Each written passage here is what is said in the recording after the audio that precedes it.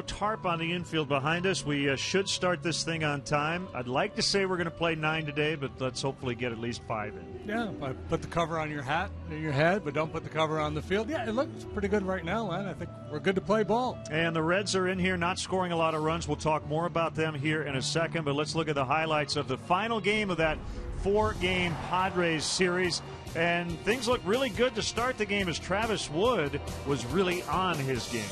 Yeah, yet again, Travis Wood has been rock solid every time he's gone to the mound so far this year. Yesterday he allowed 3 runs. That's the first time all year he's allowed as many as 3 runs in a ball game. 7 2/3 out of Wood in the ball game yesterday, cruising along. Scott Ayrton knocks his ball into the seats, into the teeth of a very tough wind, able to keep that 1 iron below the wind, giving the Cubs a 2-0 lead. And then a story kind of reminiscent of what we saw earlier in the season, just not able to hold those leads. Yeah, a couple of really great defensive plays, and that's the irony of it. I mean, one of the best you'll see in foul ground by Anthony Rizzo, and then Julio Bourbon maybe topping that right up against the sidewall, but then things kind of unraveled for this team as Yonder Alonso with a little blooper out into right, and the problem was the ball didn't carry enough. Yeah, tough win, not an easy play. It probably was Barney's ball, but Bourbon called him off. Then the pass ball and that backup slider, not an easy pitch for Castillo to handle, and he kind of jogs after, not realizing that Blanks had hesitated. I don't know if they would have had Blanks or not, but it certainly looked bad. And then the Padres able to add on. Yeah, 4 runs in that 8th inning. Here's another little dribbler. An infield hit for Chase Headley. That made it 4-2. And the Cubs were unable to come back against Houston Street, the Padres closer, striking out Luis Valbuena. And the Padres are in a split 2-2 in the series. So you look at the line score.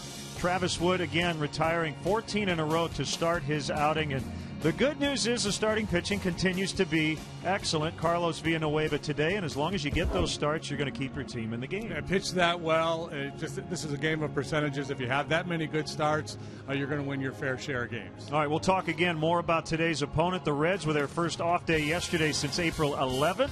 Carlos Villanueva went into the 9th in Cincinnati last week. We'll hear from his manager, Dale Swaim, when we come back.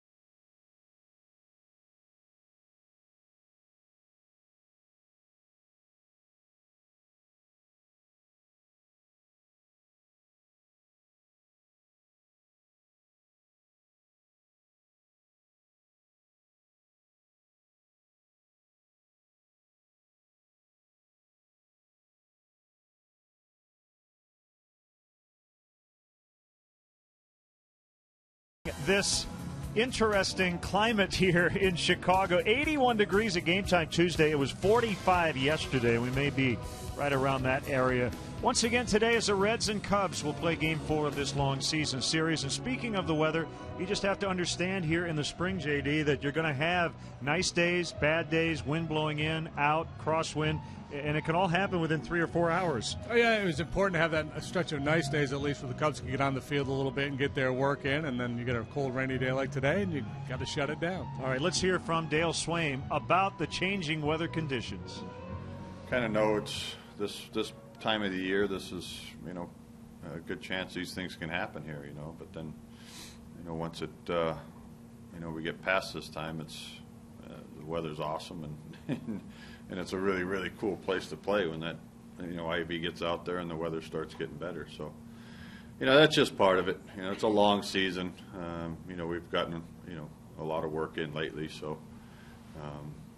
some days are okay to just be in the cage too when it gets to be a long season. So, but the losing the tough games like yesterday, that's you see what you're made out of. That's definitely because that's that was one of the tougher ones, if not the toughest loss we've had this year, because it was kind of in our control a little bit. Well, hopefully they move on.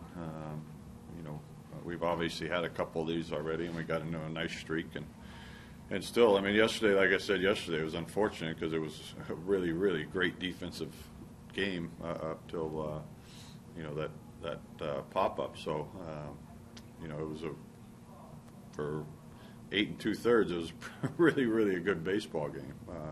Just one play.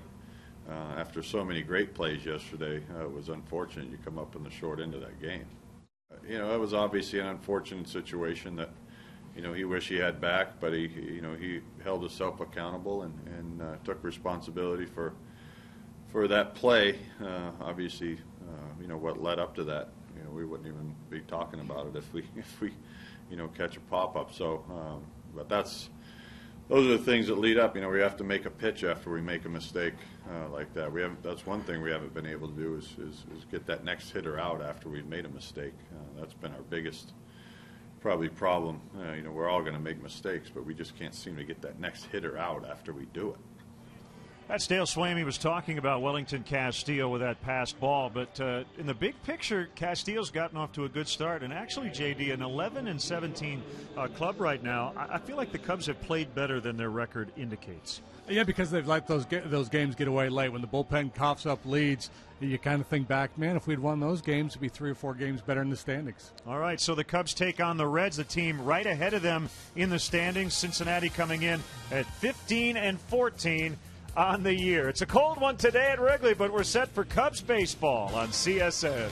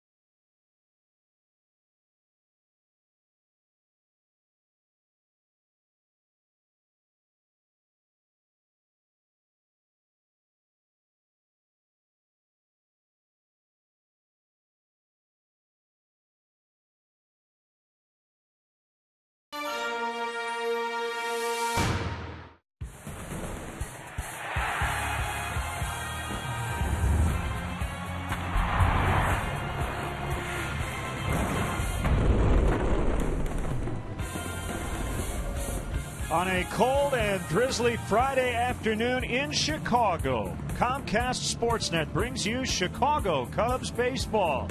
Inside beautiful Wrigley Field, the Cubs will host the Cincinnati Reds in the first of a 3-game weekend series. Great to have you with us, Jim DeShays, Len Casper. We will get started on time. Probably some rain at some point later today. These two teams meeting up for the second time this season. Last week in Cincinnati, not a whole lot of offense. No, and you go into Cincinnati, the Great American Ballpark, you expect a lot of runs to be put up on the board. That was not the case. Weather had something to do with it. Outstanding pitching had a lot to do with it. But look at the numbers. The Cubs at 217 in that series. The Reds 215. There were 2 one-run games, 1 2-run game, all low-scoring affairs. Outstanding work, especially that last game, the 1-0 game where Latos beat Samardzija. And the Reds, a high-powered offense, but they've scored 17 runs over their last 9 games. Carlos Villanueva, excellent in his start at Cincinnati. He's coming off his first loss of the season at Miami. Yeah, almost went the distance in that game against the Reds. He's been very, very good pretty much every time out. He's 1-1, 2.29 ERA. He's been awfully hard to hit. Batting average against him, 171. That's among the best in all of baseball. The Cubs hitters have done very well individually and now collectively against Mike Leake. He's facing them for the 12th time in his career. Yeah, and this current roster hitting better than .330 against Mike Leake. For the year, he's 1-1 with a .434, but despite those numbers, he's 4-2 lifetime against the Cubs. Let's send it down to the field for our national anthem. And join Wayne Messmer, accompanied by Gary Pressey at the Lowry organ, as they honor America with our national anthem.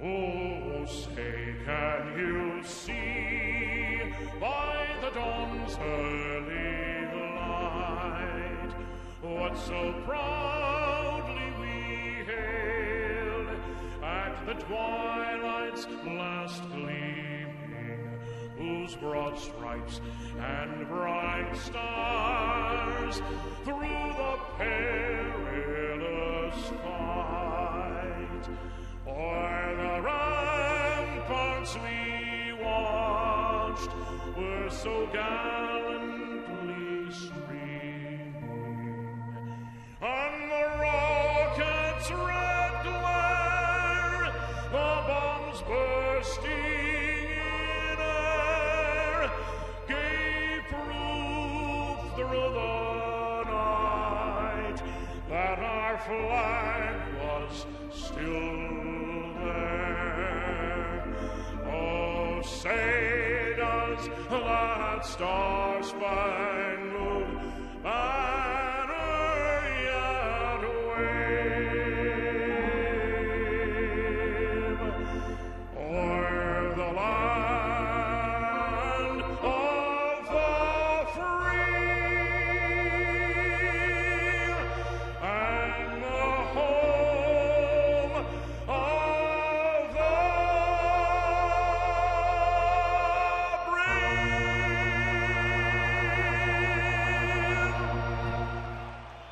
The great Wayne Messmer getting us ready for the Cubs and the Reds. Couple of really nice defensive plays yesterday for the Cubs. They could not close out the Padres, but they bring in a new opponent coming up next.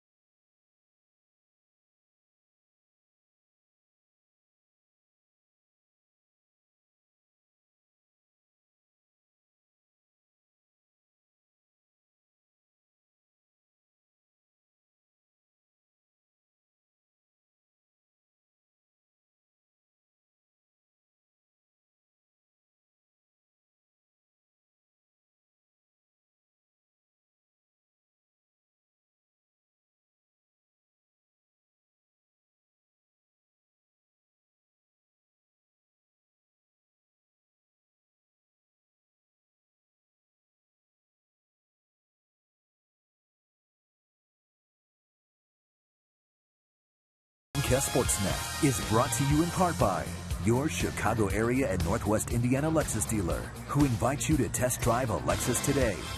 Blue Cross and Blue Shield of Illinois. Through it all. BMO Harris Bank, helping money make sense. BMO Harris Bank, NA member FDIC. AT&T Uverse. Visit att.com/freeyourtv. Rethink possible.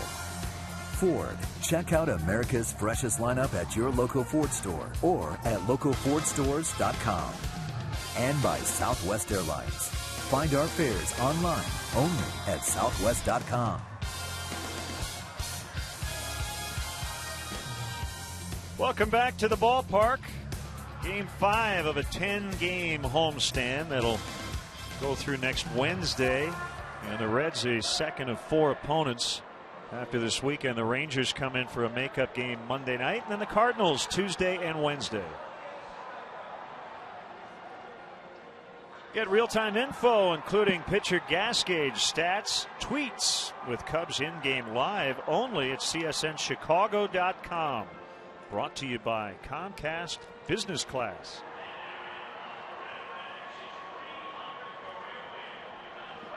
Everybody bundled up today. Slight drizzle at the moment, but nothing that'll get in the way of the first pitch.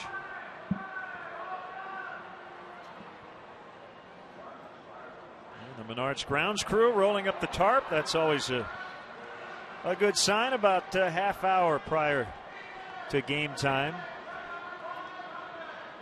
Field's in very good shape. I'm not sure if that guy in his shorts will be. There's always a few. Before the end of the day, somebody will have their shirt off.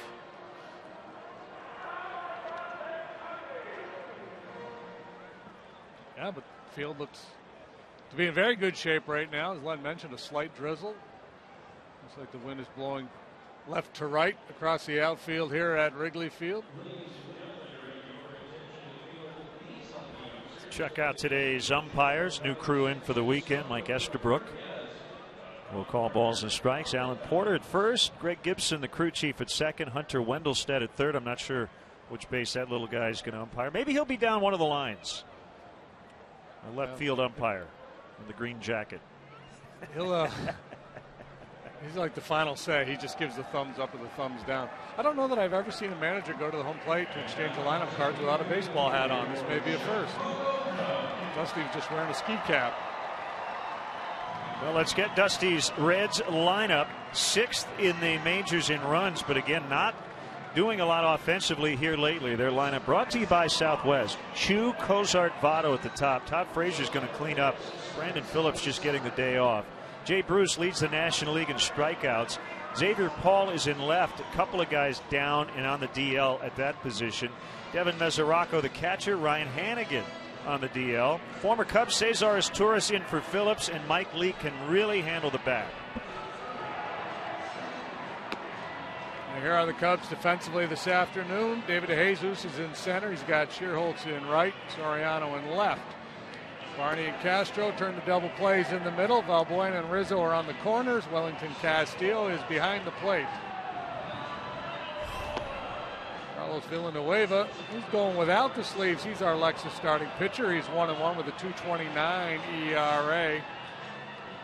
And just sparkling numbers across the board for him. 171 batting average against. Look at the left-handers, 113. That's the lowest batting average by any right-handed pitcher against left-handed hitters.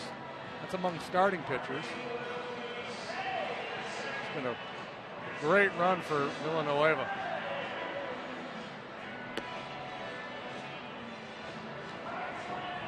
A frustrating loss, to say the least, yesterday as the Cubs had that 2-0 lead into the 8th. Just got to keep pushing along here as Dale talks with his pitching coach, Chris Bosio.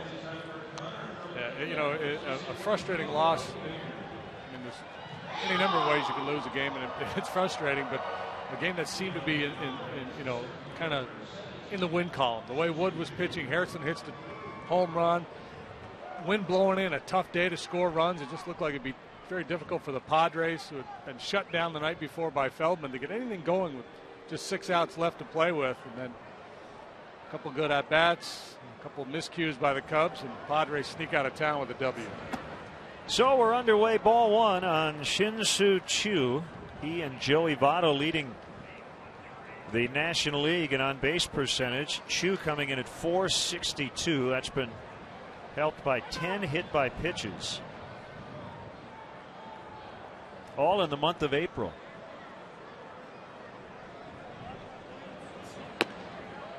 And there's the first strike, 1-1. 41 degrees. North wind at 12 miles an hour, blowing straight in at the moment.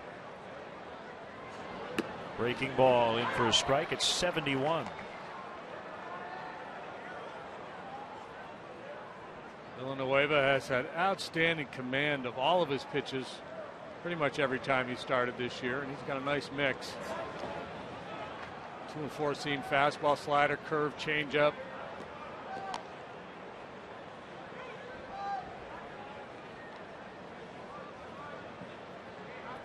The wind chill partner is 37.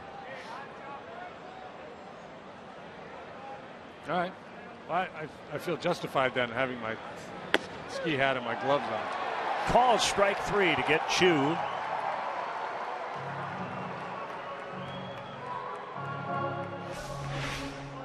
Choo, who has been so good at setting the table for the Reds, is a strikeout victim here. A little come on back two-seamer, clipping the inside corner. We'll bring up the shortstop, Zach Cozart. Huge defensive play back on April 24th in Cincinnati on David DeJesus. 8th inning, 2 outs. Runners at second and third. That would end the threat, and the Reds would hang on. 1-0 to win the rubber match.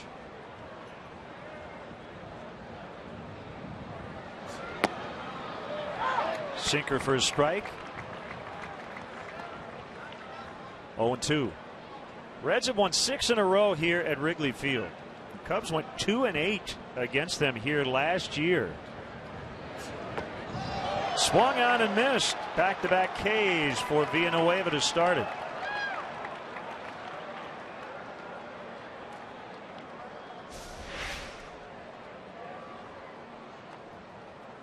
Talked about his mix of pitches. He got Choo, the left-handed hitter, with that two-seam fastball. Now he gets Cozart chasing the breaking ball down in the dirt.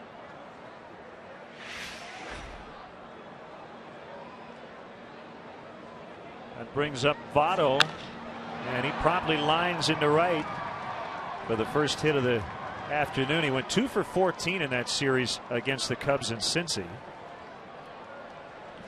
A little double cross there by Joey Votto. He's usually a guy, especially the first time in the game, first at bat, is going to look at a pitch or two, but he comes up here first ball hacking off of Villanueva. It's smart hitting, though, to change up. You know, we talk so much about pitchers changing their patterns. It's important for hitters to do that too. Pitcher knows he can just pump a fastball through the heart of the strike zone because you take the first pitch all the time. You're always going to be behind in the count. Todd Frazier pops it up, and it'll reach the seats. And off the on-deck circle.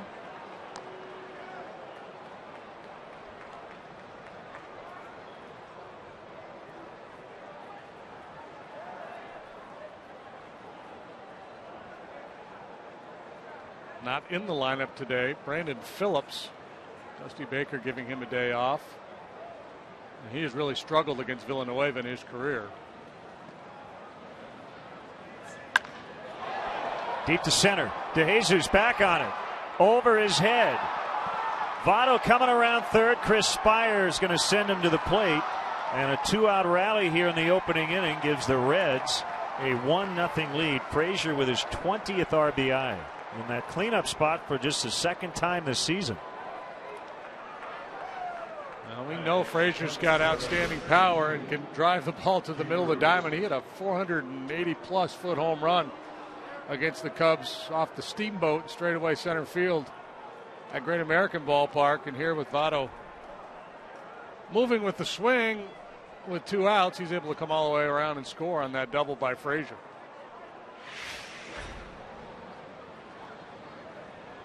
That'll give Jay Bruce an opportunity. 41 strikeouts leading the league. 1 home run on the year. That was off Travis Wood on April 22nd.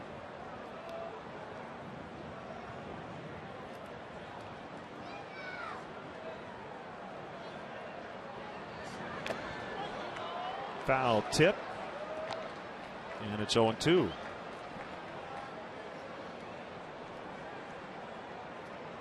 Bruce paying a little bit too much attention to his Twitter feed. What happened? Well, he kind of snapped back at some people who were getting on him. I don't know why a player would even entertain that. Appreciate all the tweets, good and bad. You drive the game, not hitting as well as I'd like to. Then we get into that. I actually feel sorry for the people on here. I feel it's necessary to try and put me down on Twitter.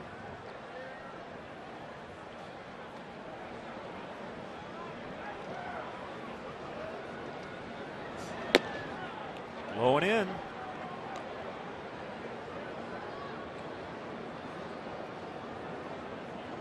He did end it with everyone have a good night. Yeah, you got it's the sandwich theory of psychology. Right. You're going to say something mean, you got to say something nice first, then hammer them, and then come back with something nice. Well, I see both sides of it, and whether or not guys should respond or not is another question. But when fans and media say to players it's not personal when it's about their performance, well, let me tell you, it is personal. A lot of these guys have a ton of pride, and they do take it very, very personally. I'm not saying they don't deserve it in a lot of cases, but nobody likes to be criticized. When you're in the public domain, that's going to happen. Well, that's part of the gig. If you put yourself out there and you're willing to engage with fans, I mean, that's part of the deal. 20th major league season as a manager. Dusty nearing 1,600 victories. Here's a 3-2 to Bruce, and he strikes out for the 42nd time this season. Frazier with the RBI double. Reds 1, Cubs coming up.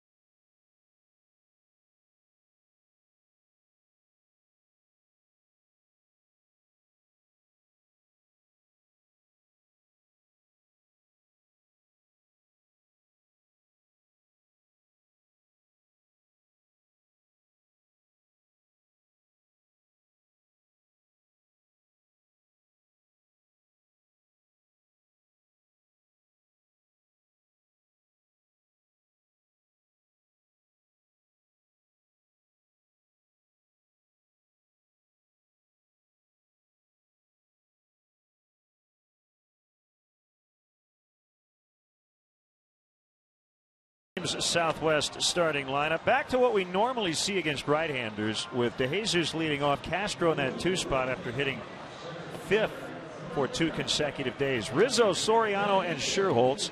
Castillo, Valbuena, Darwin Barney has walked a ton already on the homestand, and Villanueva, the pitcher, batting 9th. The Reds have been a solid defensive club. The outfield today features Paul Chu and Bruce. Chris Heisey just went on the DL recently. Frazier Cozart on the left side of the infield. Asturias makes his 2nd start of the season at second base, giving Brandon Phillips the day off. Joey Votto solid down there at first, and Devin Mesoraco Here's the backstop. Mike Leake is our Alexis starting pitcher for the Reds. He's 1-on-1 with a 4.34 ERA. Young right-hander, 25 years of age. First drafted by the Reds back in June of 2009. Went right to the big leagues.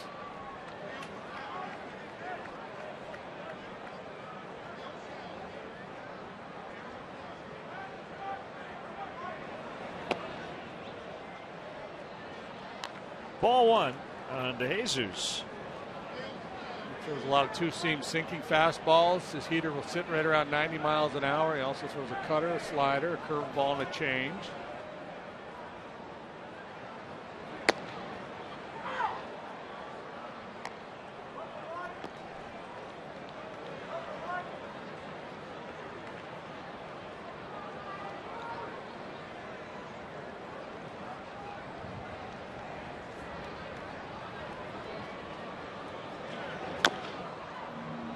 Jesus actually got a piece of his front foot. That makes it a foul ball.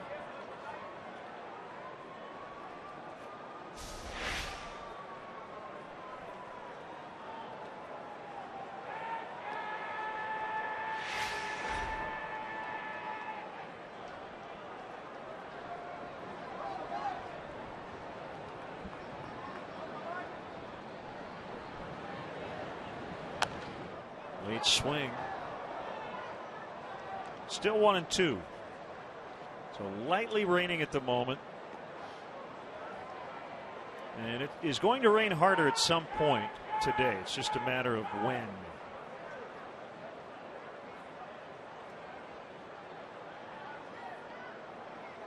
Reds play David as a pull hitter on the infield. And pretty much straight up in the outfield. Good numbers against Leake.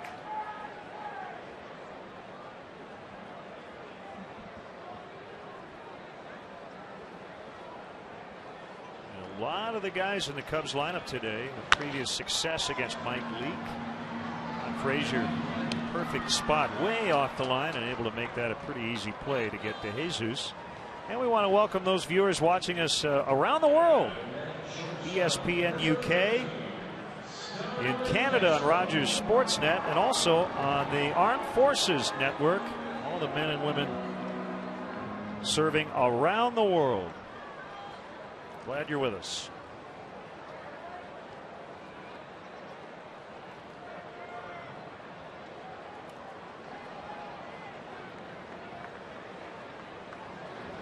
Castro takes ball one.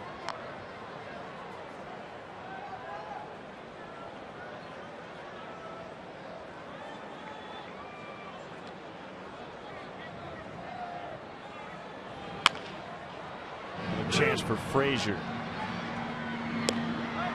2 down. The Cubs got a couple of runs yesterday, but they were on a 2-run homer by Scott Hairston, still struggling to string together a big inning without the home run.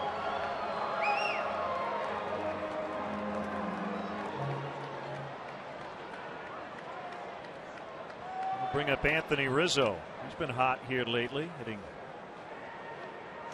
400. And that'll go up.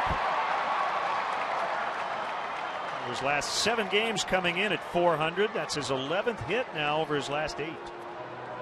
Taking a page out of the Votto book, attacking early, and he's been very successful. Most hitters are, when you look at the numbers, when the 0-0 pitch is put into play, hitters hit for a high average.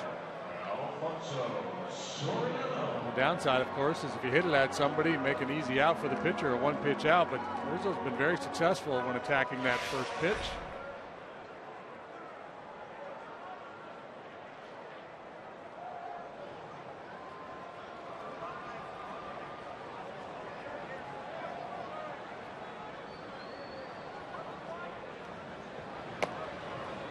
And a strike on Soriano. He has not had much success against Mike Leake. 2 for 21. One of those 2 hits, a home run.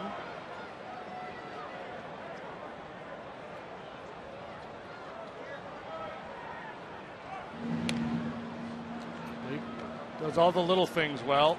Holds runners pretty well. He fields his position. He's Really good athlete. Swing the bat. And that's an understatement. He's a flat out a good hitter. Yeah. Soft liner's going to drop in front of Xavier Paul, so back-to-back 2-out hits.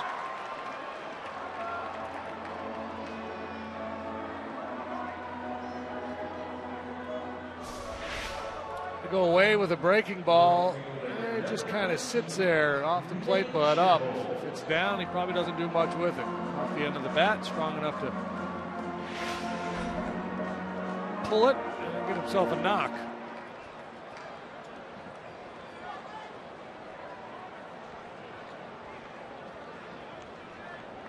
Sherholtz coming into today tied with Anthony Rizzo for 5th in the National League with 14 extra base hits. David DeJesus is 8th with 13. Ground ball to Votto. And he'll take it himself, and that'll end the inning. Back-to-back 2-out singles, no runs, and the Reds have a 1-0 lead after the first.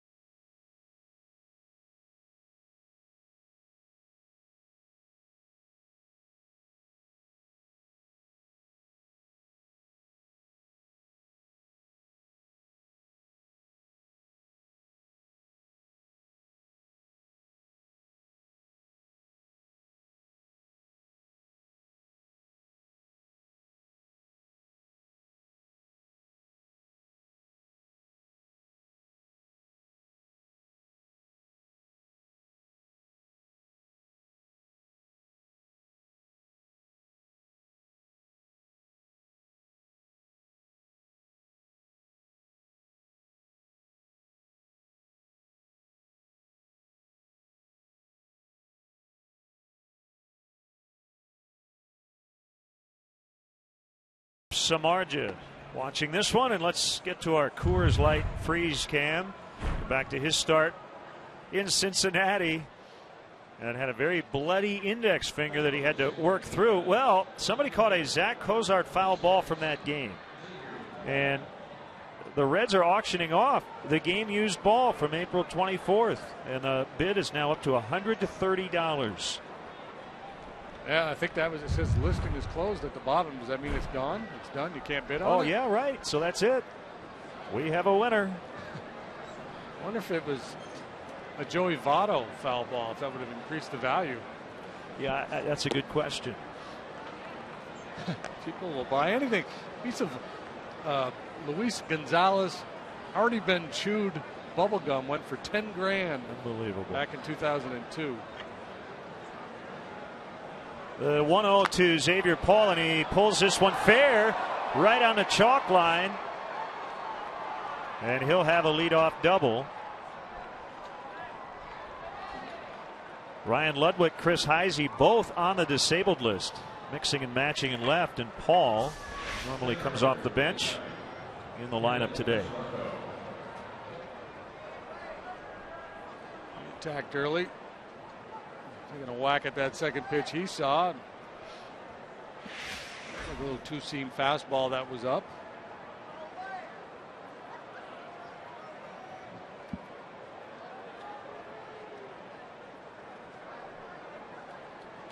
Mesoraco, the catcher.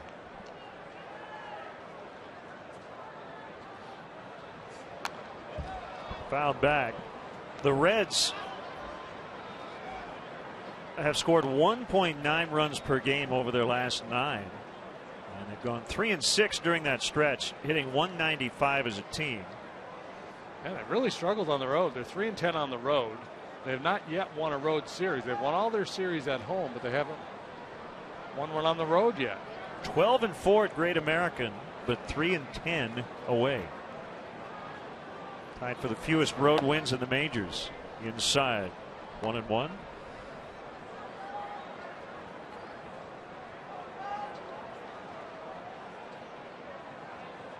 They had one hit on the 25th of April at Washington. One hit the next night. That was a Xavier Paul single. Valbuena will pick it up and keep Paul in second. So the Reds being held to 0 or 1 hit in consecutive games for the first time since 1900. Wow.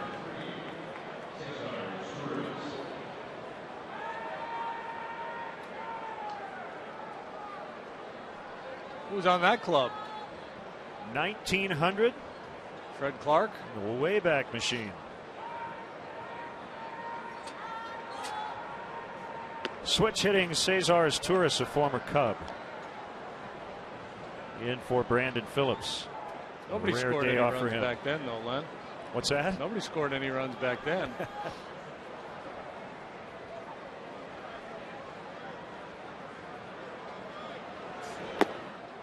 2-0. Pitcher Mike Leake on deck. Mesoraco's inability to at least advance Paul allows the Cubs to keep the infield back here. Likely would have pulled it in if Paul was on third base.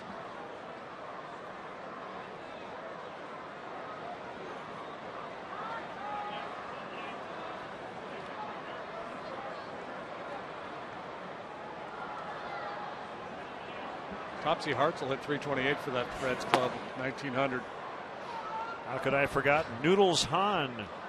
Hit just 209.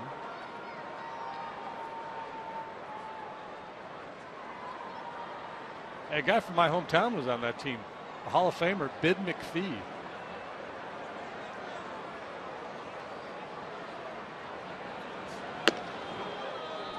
Three and one. They used 6 pitchers the entire year.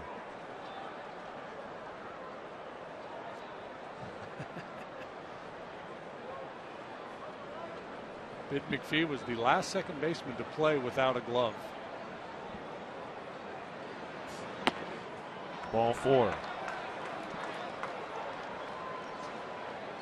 Kind of not really honoring my homie. I'm up here. I can't even keep score without gloves. He was playing baseball without them. They don't make them like they used to. No, they don't. Bid McPhee played without gloves. I can't even watch the game. Can't even keep a scorebook without gloves and a hat. Hey, it's a big day today. You and I are going to sing the stretch. I heard that rumor. With the emphasis on you. Don't they call it the conductor, right? Isn't the 7-inning stretch conductor? Isn't that the name of it? We'll just lead the conductor people. sings, though, in this case.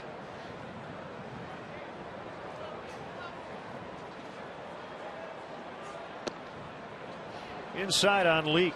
And no indication of bunt here for Leake with 1 out in the inning. He's hitting 364.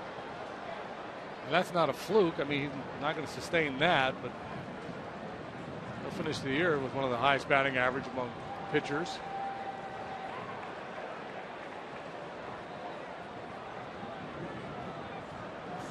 Now he bunts, he pops it foul. Castillo just can't get there. A little sneak attack move by Leake.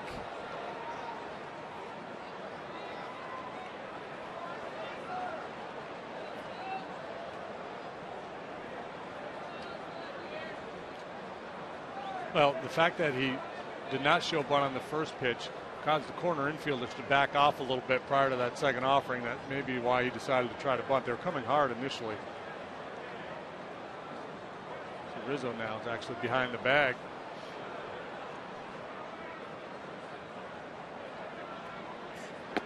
Swing and a miss.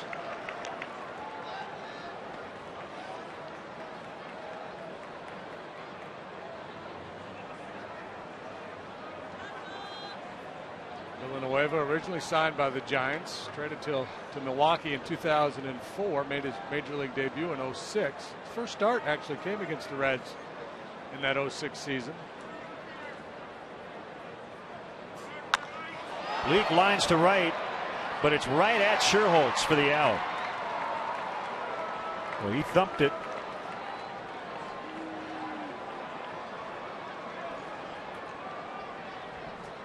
Two down.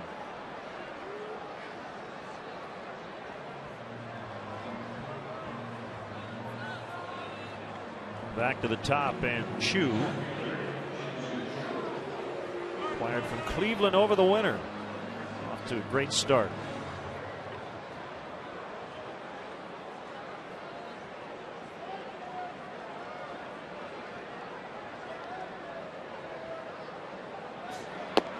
Chu in 2009 with Cleveland was the first Asian-born major leaguer to have a 20-20 campaign. 20 homers, 20 steals. He's from South Korea. He had a mandatory 2-year military commitment looming back home. In South Korea, men have to serve in the military for 2 years by age 30, but he received an exemption after he helped his country win the Asian Games gold medal in 2010. That's a strike, 1-1.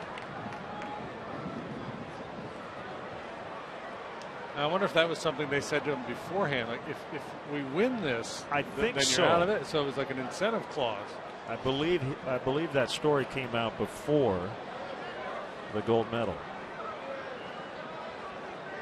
He'll turn 31 in July.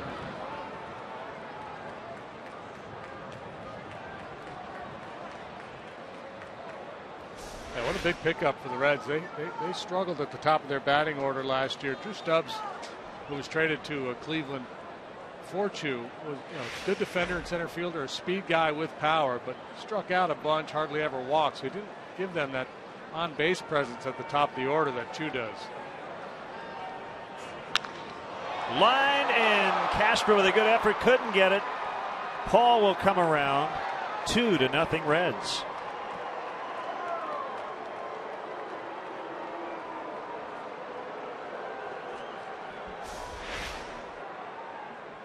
So they weren't able to advance Paul after the leadoff double until this 2-out knock by Chu. So both of the Reds' runs in this game coming with big 2-out hits. The Frazier double in the first, and now this Chu RBI single here in the second.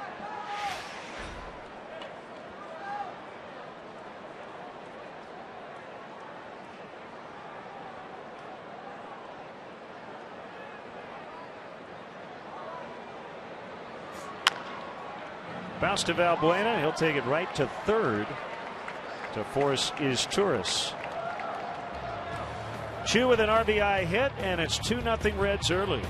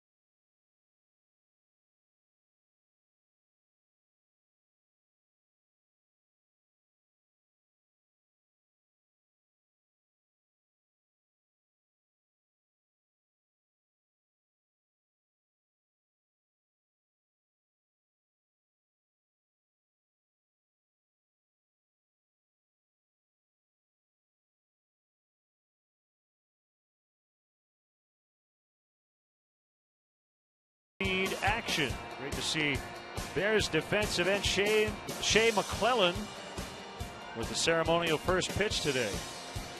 He's going with the short sleeves too. Those D linemen are tough. Especially the ones from Ireland.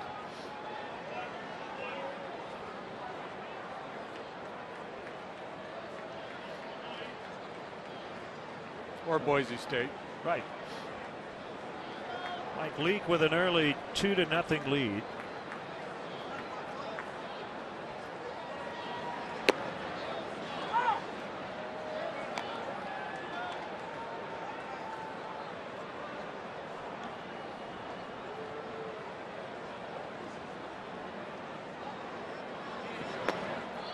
Oh, 2 on Castillo. We talked about his mental gaffe yesterday after the passed ball. Did not hustle after the ball, even though Kyle Blanks had put on the brakes briefly. But really liked the way Wellington handled it after the game. He said, "That's on me. It's my fault. Apologize to my teammates. Stand up, take the heat, move on." That ball gets by a catcher, goes to the backstop. He just assumes that the runner's coming down the line from third, and when it kicked away from him, I think he just gave up on the play. Nice backhanded stab by Frazier, and he'll have time to get him.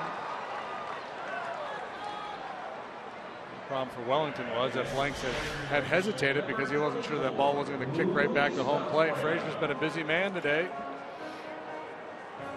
His third chance already. They've been good defensively, this Reds team. He's made a couple errors, as has Cozart and Votto. They kicked it around in one game against the Cubs over there in Cincinnati.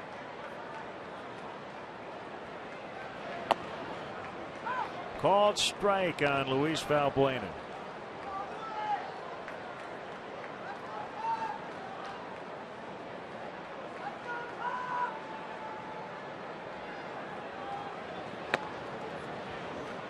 Pitch outside.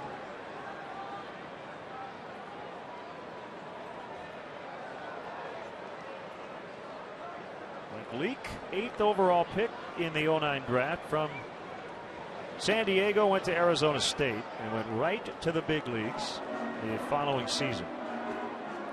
His debut against the Cubs, in fact.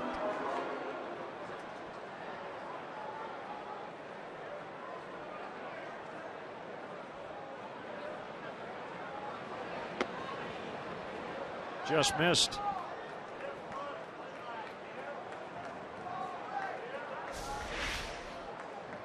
Keyhole in him as this one just slides off the outside edge.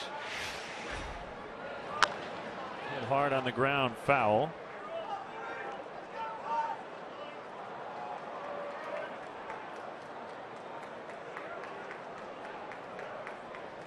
Rain starting to pick up a little bit. Some more umbrellas starting to pop up. Bumper shoots for those of you who are watching over in the UK. Rolled into right and a base hit.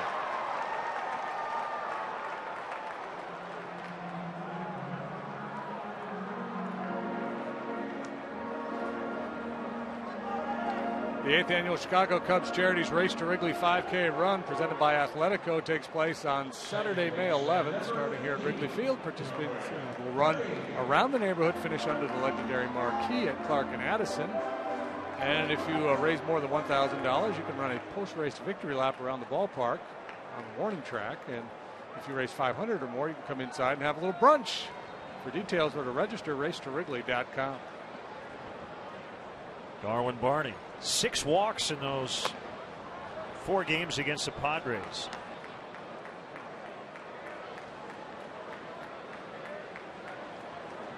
Three hits, all doubles.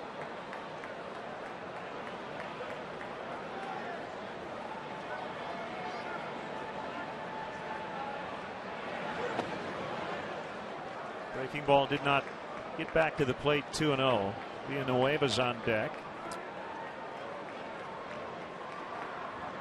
Darwin should get a good pitch to swing at here. Leak, one of those guys who, he doesn't like to give in, but 8-hole hitter up there, 2 balls, no strikes. He's likely to see a fastball here. The pitch. It's a strike. Just feathered it in there. A little BP, 82-mile-an-hour dead fish two-seamer. This is a count where if you were inclined, you might want to put a little play on down at the bottom of the order. Leak around the plate. Doesn't get a lot of swings and misses. I'm looking for that heading under Mike Leake and Fangraphs. The dead fish two-seamer. Can't find it. They don't have it there? No.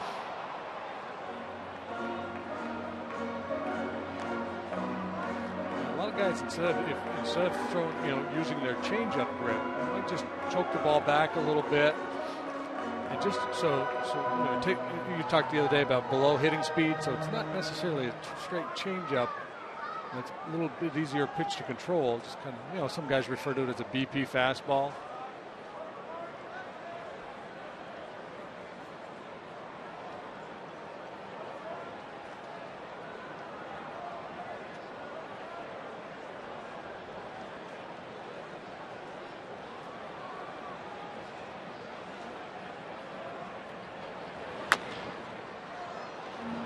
Another one just fouled to first.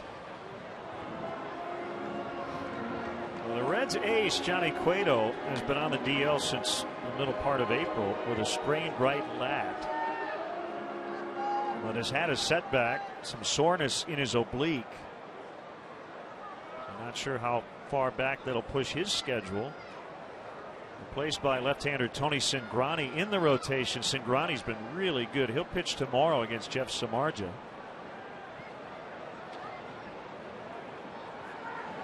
2-2 back to Leake.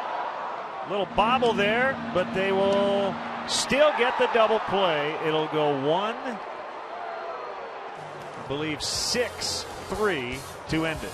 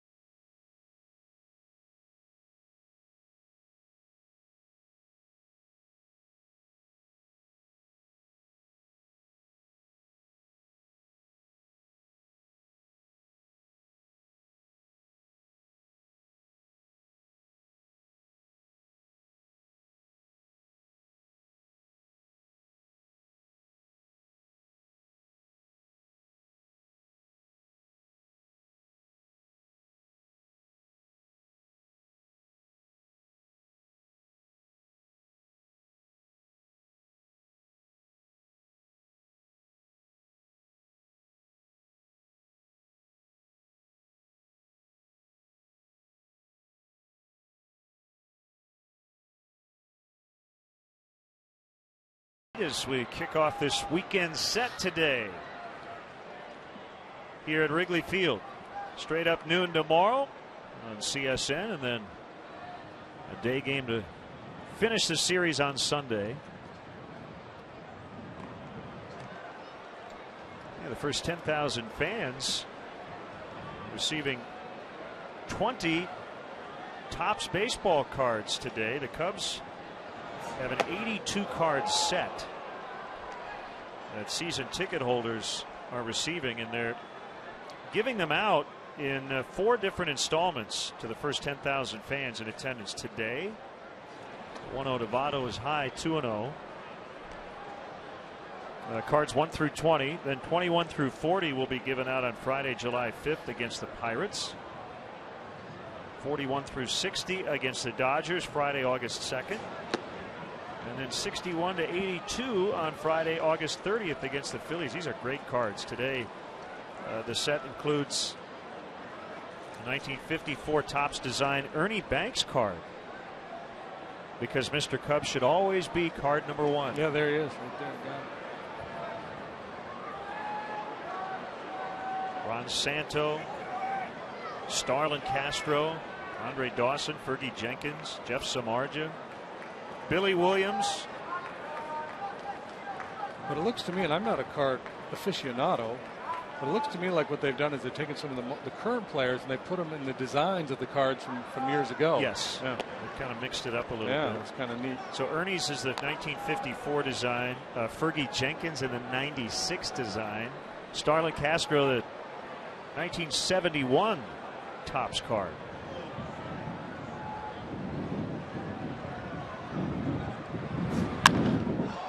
Votto lifts into left. Soriano now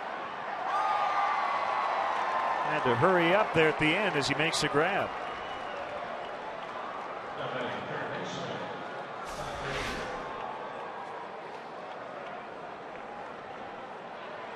A slice spin off the left-handed bat of Joey Votto. Were you a card collector, Len? I would say when I started collecting baseball cards, it was more about the awful bubble gum. You're into the gum. I was into the gum. But yeah, I still have a couple of Ozzie Smith rookie cards, which are worth something. I used to have a bunch when I was a kid, but they're all gone. I seem to get a lot of George Mitterwald and Phil Roofs. And you were looking for Aaron and Mays and Mantle and Brooks Robinson. I had my fair share of John Walken fusses, and it was kind of neat to get the obscure guys too, because everybody knew the star players. You get to learn a little bit about. That one hit a ton by Todd Frazier, but again, the wind is going to keep it in the park. I don't think Soriano saw that initially. And it looks to be a very bright white overcast sky, but maybe not bright, but certainly white. It may be difficult picking up fly balls today, but Soriano either he knew he was well positioned or was late to react, but settled under it and put it away. I think Carlos was real happy with the pitch, but it worked out. Now Jay Bruce struck out in the first. This will be a quick 1-2-3 for Villanueva as Scherholtz makes a catch. 2-0 Cincinnati in the third.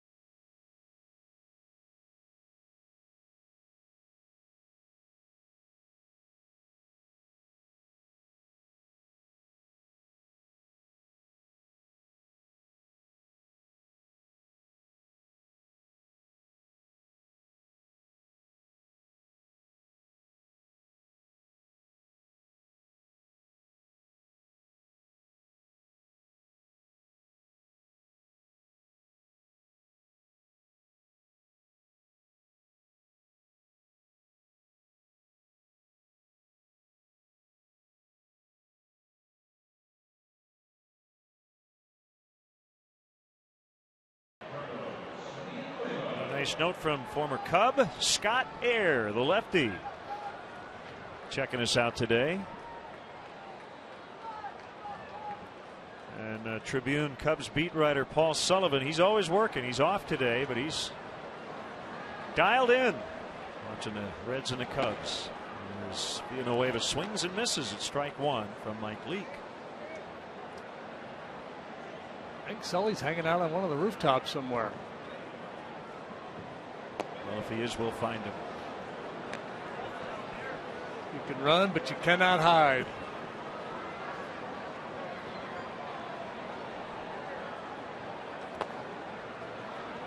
Sinker is too low, 2-1. Only game in town. Everything else is later tonight around the bigs.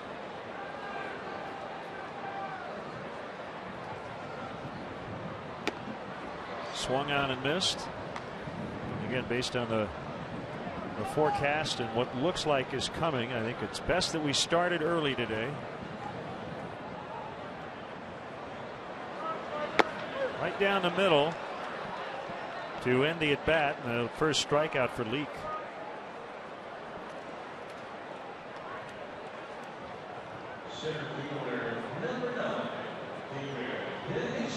Nationals are at Pittsburgh tonight. Who would have thought coming into the season that the Pirates would have a better record going into that matchup?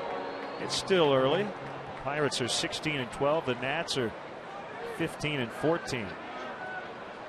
Ross Detweiler and A.J. Burnett, the scheduled starters. Yeah, I think the Nationals, just a matter of time. Their starting pitching is so good. You know, to me, they're still a 95-win team in all likelihood.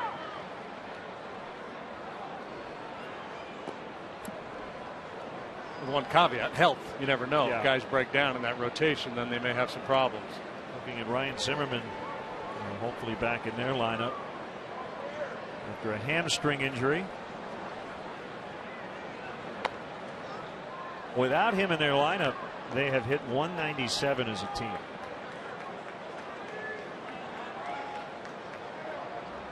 Jason Worth banged up. Bryce Harper bruised his shoulder. That does not seem serious. Jesus down 1-2.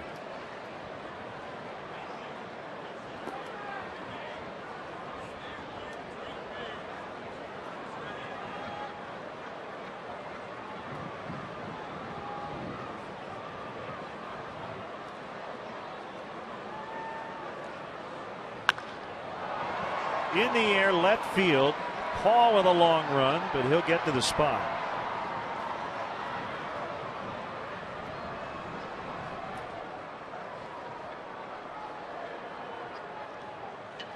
Shortstop number 13, Castro.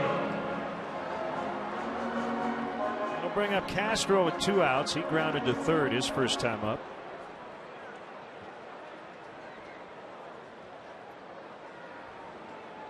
Cardinals beat Milwaukee last night to start a weekend set 6-5.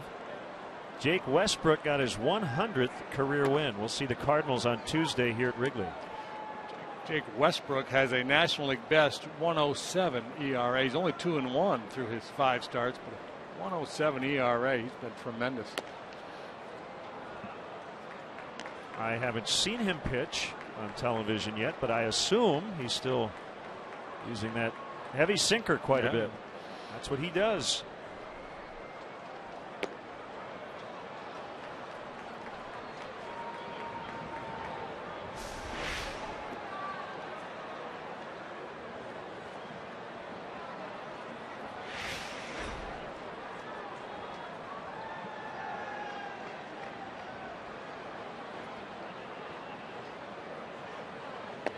It's amazing how many pitches to our eye, to the viewer's eye, look clearly low when they're caught. And then when we put the grid up there on the pitch tracks, they're in the zone.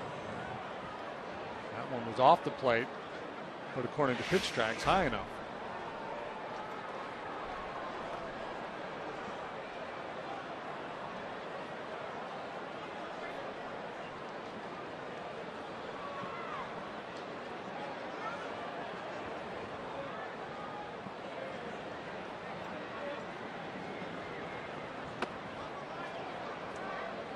Full count, 3-2 with Rizzo on deck.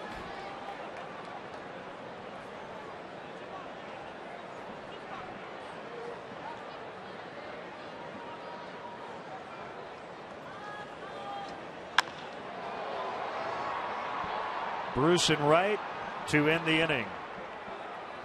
Leake will carry a 2-0 lead into the fourth.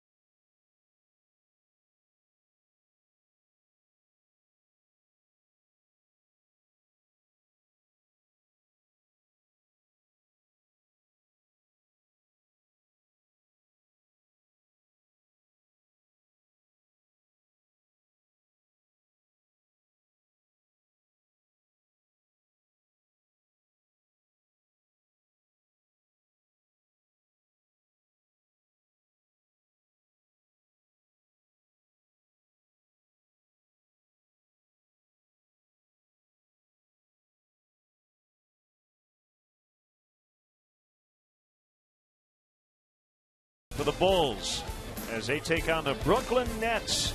It's the game everyone will be talking about. You've got to watch with Neil and Stacy. Don't miss Bulls Nets Game 7 tomorrow night at 6 on Comcast Sportsnet. Nothing better than a Game 7.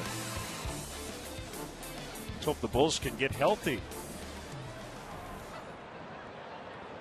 Undermanned, to say the least, last night. Paul swings and misses. He doubled to start the second and would come around on the Chu RBI single.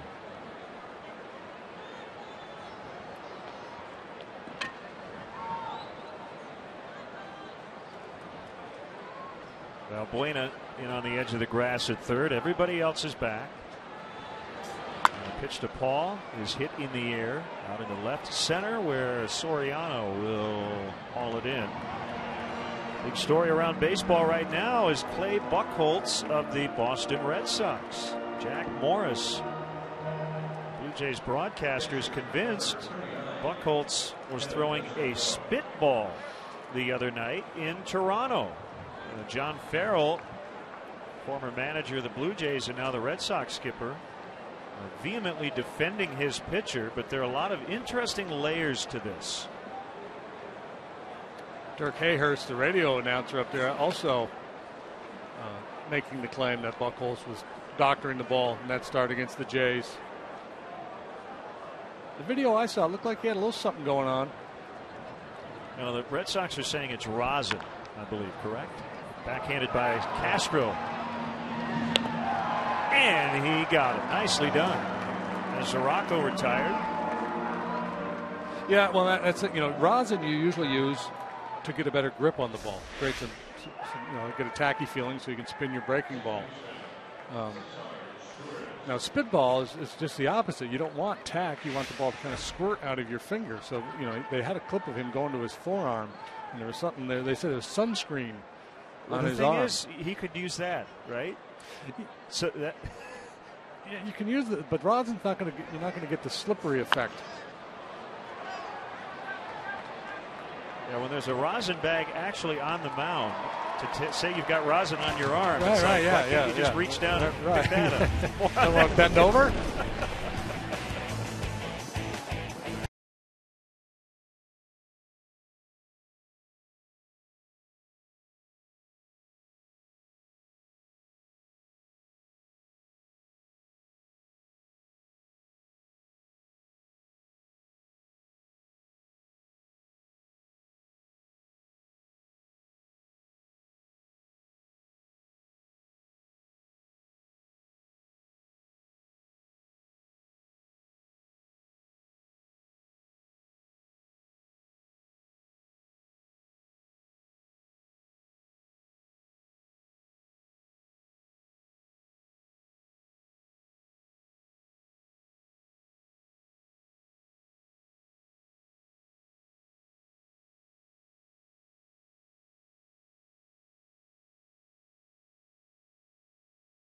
Cool Ranch.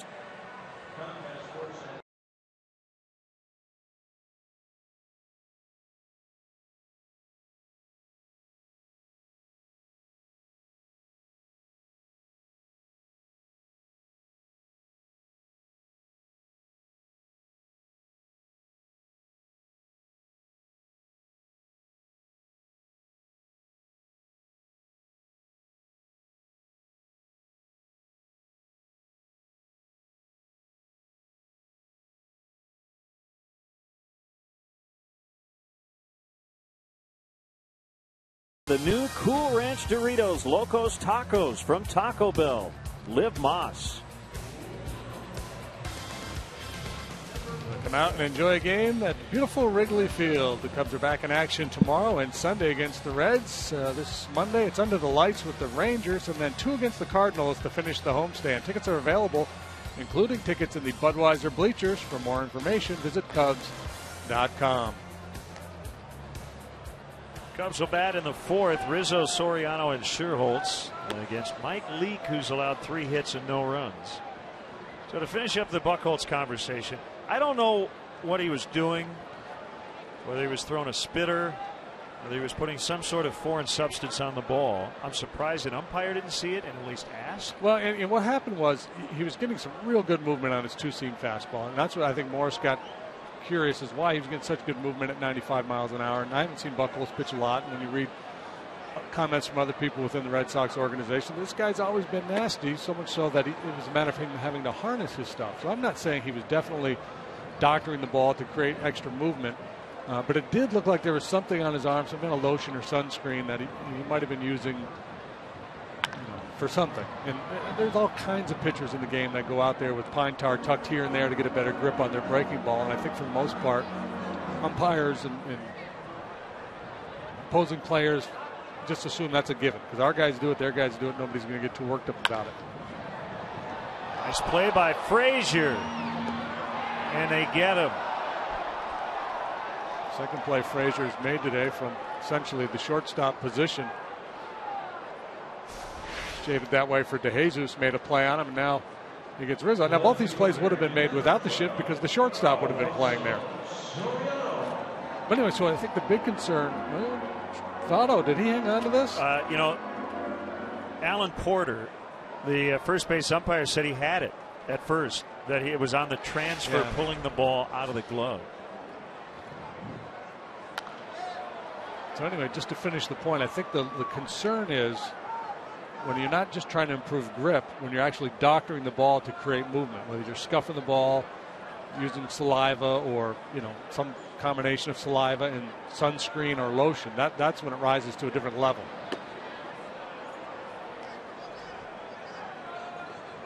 Well, the big picture discussion, which we can't really have in this forum, it would take too long to kind of get to the bottom of it, and nobody really has a right or wrong answer. But what constitutes the right type of cheating? Can you cork a bat and scuff a ball and steal signs, because that's always been accepted? But then we have the other sort of cheating, if you know what I mean, putting certain things in your body. Right. So where do we draw that line? Well, the culture of baseball is very interesting in that regard. Stealing signs has always been a part of the game, and there's nothing illegal or cheating about if your guy's on second base and he's reading the catcher's sign. Now there's a way to police that on the field. If you think the other team is trying to steal your signs, you can knock some people down and obviously change your signs. The other stuff is clearly punishable. Bending the rule is punishable, right? Cork a bat, you get a 10-day suspension. You get caught doctoring the ball, you get a whatever 10-day suspension. It really hasn't been an issue in baseball for a long time.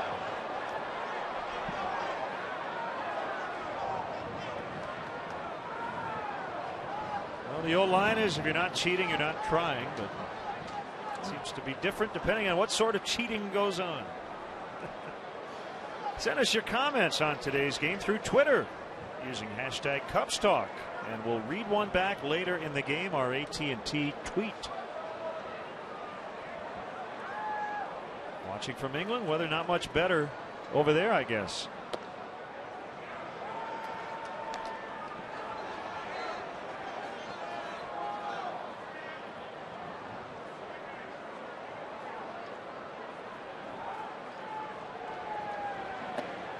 Like, you know, you're a big hockey fan. Wasn't there, like, don't they measure the goalie's pads? Yes. Wasn't there a thing where guys were wearing blade curvature? Yeah, curvature of the stick. Yep.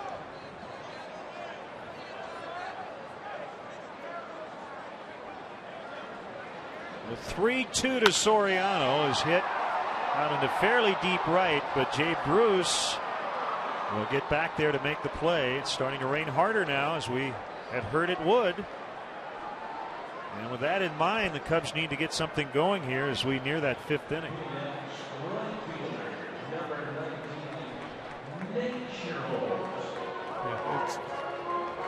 The rain has picked up in intensity. I think they would just continue to play on through this if it stayed like this. Now, if there was something on the radar to indicate that this was going to get a lot uglier, they might roll the tarp out and wait a while.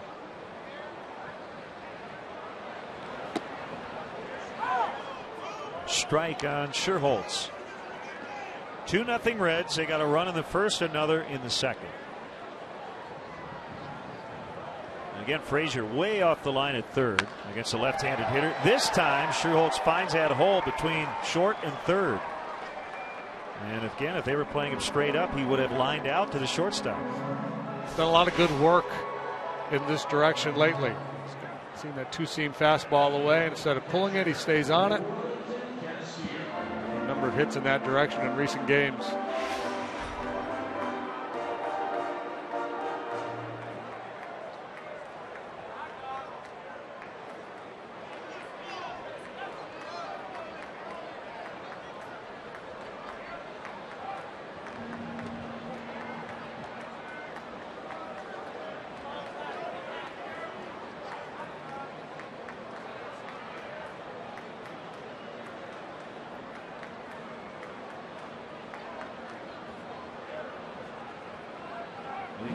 Rifle a throw over there.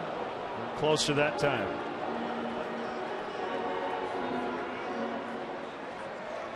The Rockies have signed Roy Oswalt to a minor league contract. He's 35 years old. Lifetime 4-0 with a .225 at Coors Field.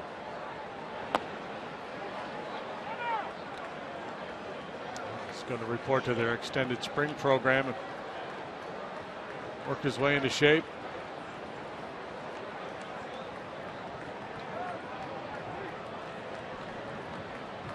It's like bad news for the White Sox and Gavin Floyd.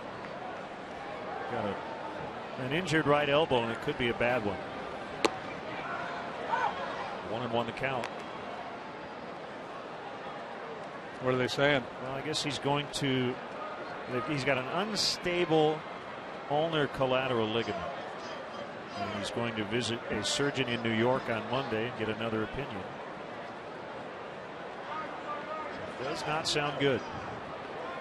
He's 0-4 with an ERA in the 5s.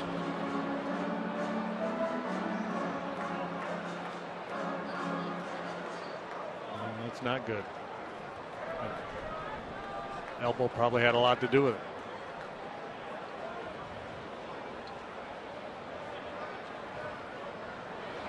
Sherholtz runs. The pitch is actually in the dirt. The throw is high, and that allows Nate to get in safely. Zarocco had a lot going against him there, and he still almost got him. But the Cubs have a runner in scoring position for just the second time today. Leaku had thrown over there with that quick pickoff move. That's going to tighten up your lead and your jump a little bit. Probably a little bit of a slow track, too. Ball in the dirt, the high throw allows Sherholtz to get into scoring position. 2 outs, not a bad time to gamble.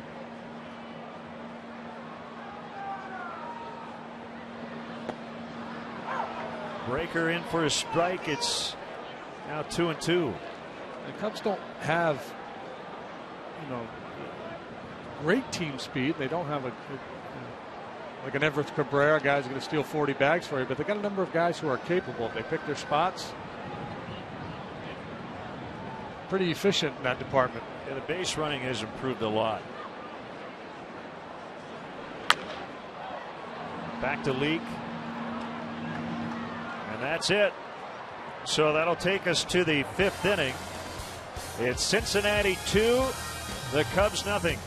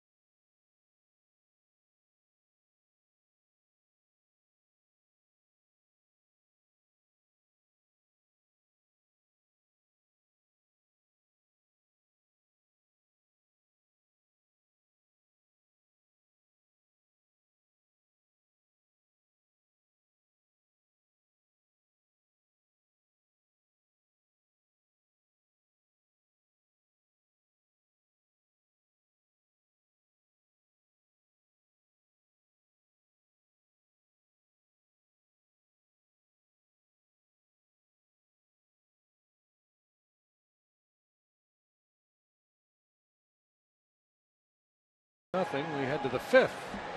If the Cubs score 3 runs in today's game, you can receive a free queso offer from Qdoba. Just text queso Cubs to 50500 to opt in to the Qdoba Mobile Club.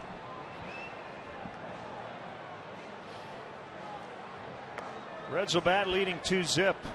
And the Cubs today announced their minor league player and pitcher of the month for April. Rock Shoulders, Kane County infielder. Eric Jokic, Double-A Tennessee left-hander, minor league player and pitcher of the month. Shoulders just 21 years old, hit .370 with 5 homers in 22 games.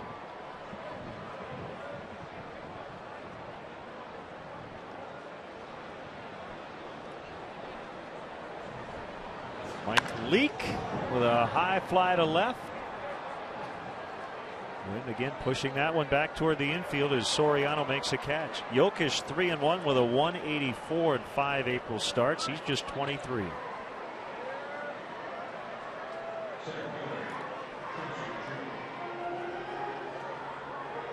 Jokic went to Northwestern, a native of Virginia, Illinois.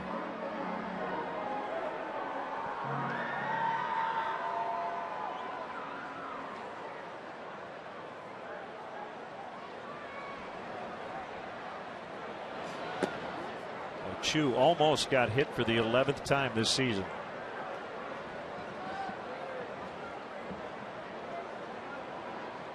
If there were a tie game in the 8th inning, he might have been hit for the 11th time.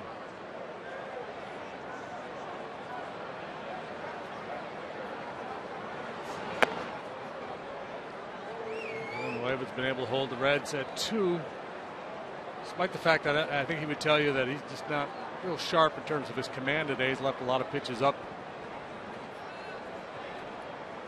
4 runs in 6 innings on Sunday in Miami's first loss of the season. Soriano hustling, and he makes a catch.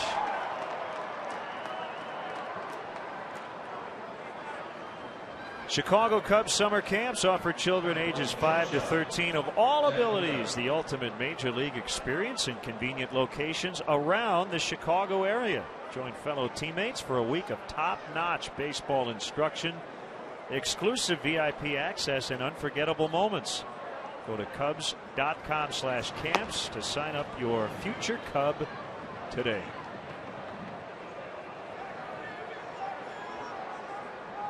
So that is now 5 putouts by Soriano in the last 3 innings. I talked about Villanueva being up in the zone. Maybe it's by design. Maybe with the wind blowing in, he's just willing to throw it up there and let him hit the ball in the air. It's interesting, this year, prior to this start, his ground ball rate was significantly higher than in his career. Today, a lot of outs in the air.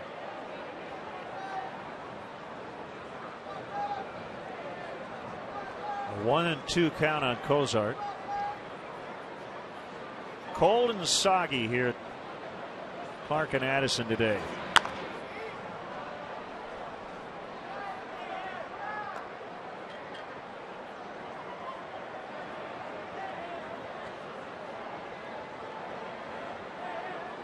The fans came prepared.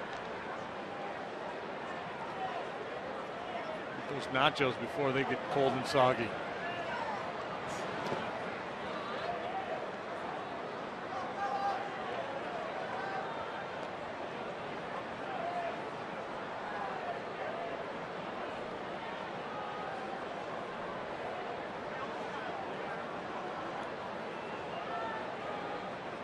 A deep breath by Villanueva. Here he comes on a 2-2, and it's hit foul.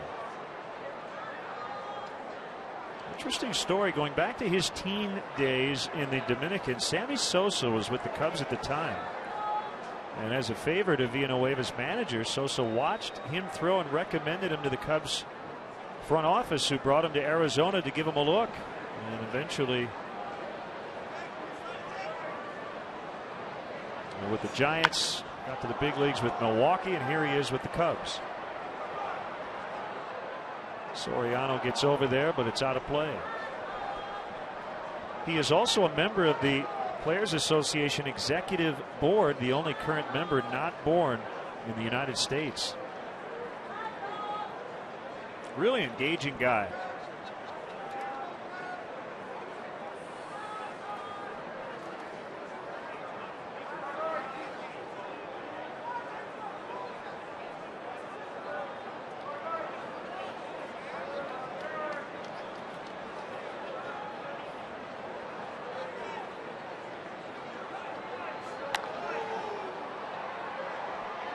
Rizzo, Barney, Scherholtz. Oh, look out, Darwin Barney. He just lost his footing there on the wet track, but that could have been really bad. Remember, he ended up on the DL to start the year, going after a similar ball in Houston. Yikes. Yeah, scary the way he ultimately went down. There's 3 guys pursuing this pop foul. Nobody had a real good beat on it. Scherholtz goes feet first. Rizzo pulls up, and Barney just stumbles into that seating area. Oh, my.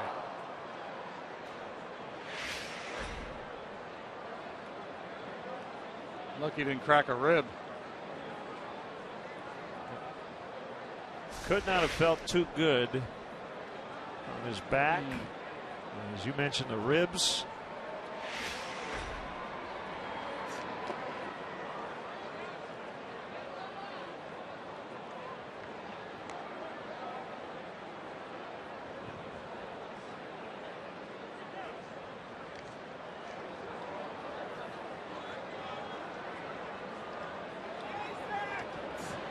Swung on and missed, and the inning is over. We'll go to the bottom of the 5th. The Reds lead by 2.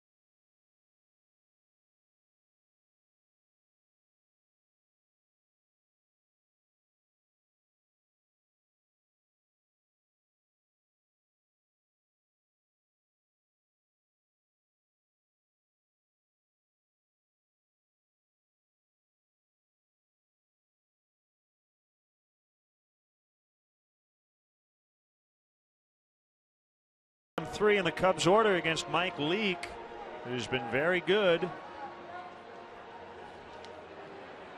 He is 4-2 lifetime against the Cubs. This is his 12th start versus Chicago and his 7th at Wrigley Field. So obviously it's a place he feels comfortable pitching. He's only allowed more than 3 earned runs against the Cubs 2 times in his career. 1-1 on Valbuena.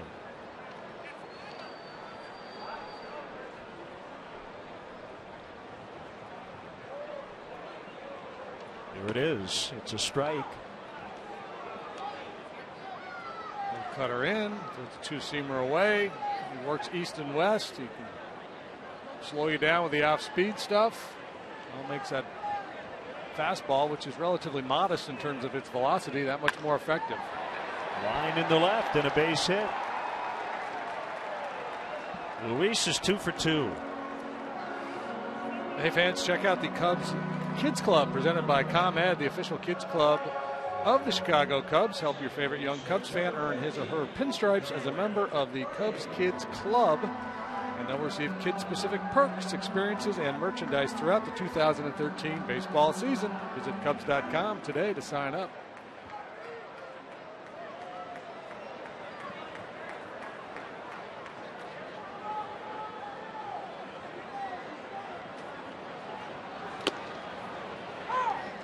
Part of a very talented group of starting pitchers that the Reds have. They were outstanding last year. They are again this year.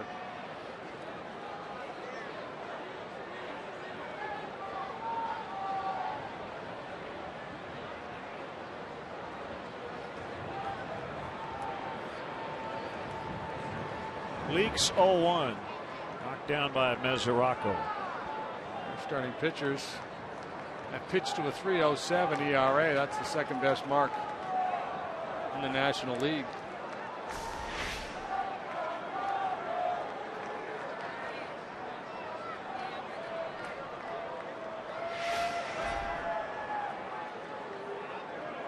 It's the first time today the Cubs have had a leadoff man reach base. Valbuena goes on a curveball. They'll stay out of the double play as Barney bounces to Cozart.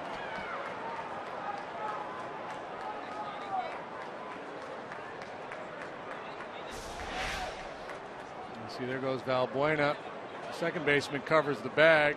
Shortstop Cozart stays home, and he handles that ground ball for Barney, but no double play because the hit and run was on. And it's being away, but not in a bunting spot with a runner already in scoring position and 1 out.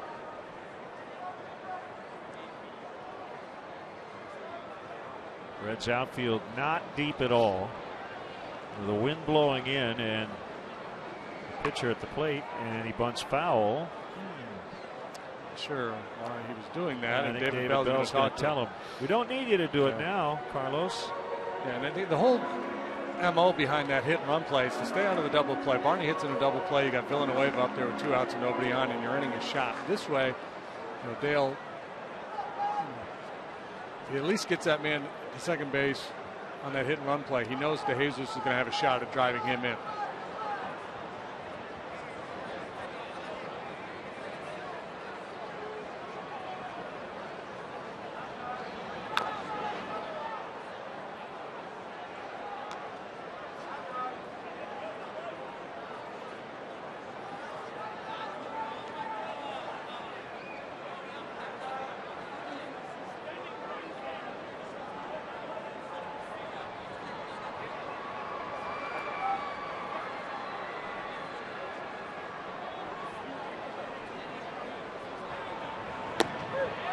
Called strike 3.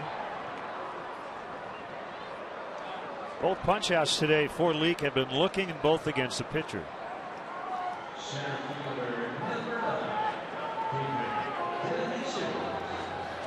We'll leave it up for the leadoff man, DeJesus.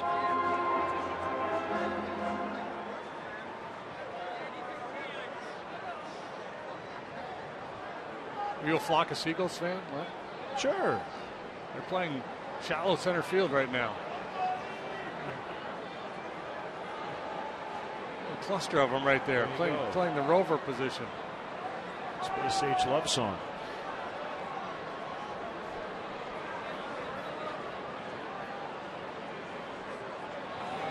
Where's the one with the funky hair? I don't see it. He's been ostracized. He's out of the band.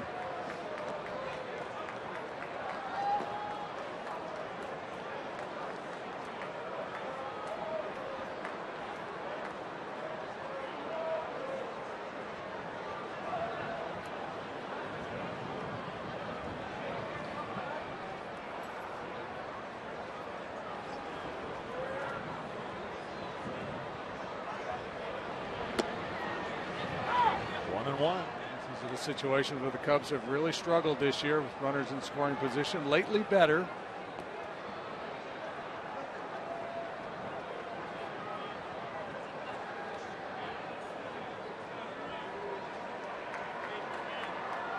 Haven't had many chances today, just a couple of so far.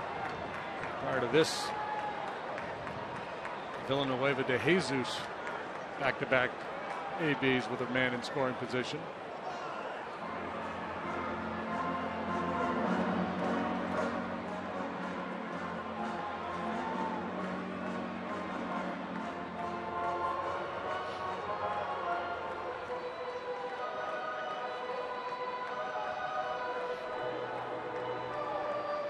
The battery tries to figure out how to get de Jesus.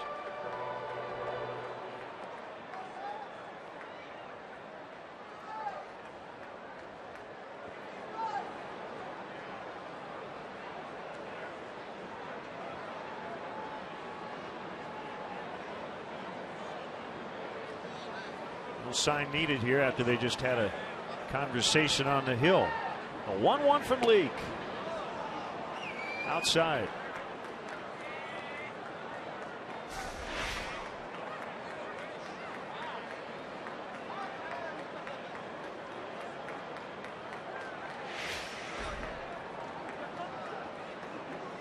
Jesus does not go out of the zone very often. He usually forces the pitcher to throw him strikes. Every now and then he'll chase a high heater, sharp breaking ball down and in, but for the most part he's going to make you throw it over.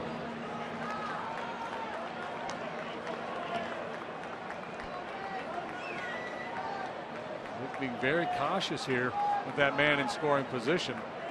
He's got a 2-run cushion.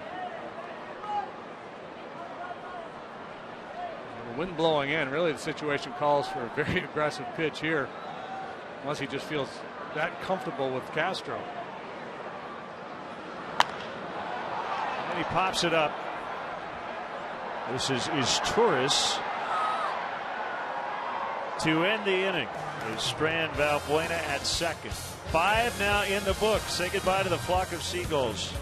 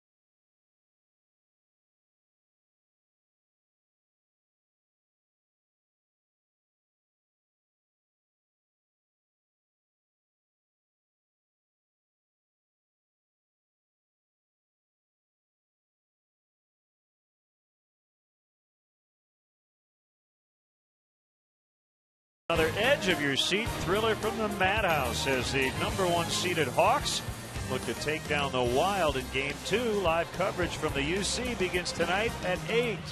Blackhawks and Wild, Game 2 tonight on Comcast Sportsnet.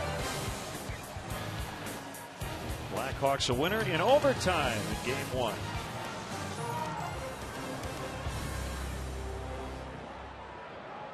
Still 2-0. As Votto, Frazier, and Bruce will bat against Villanueva in the 6th inning.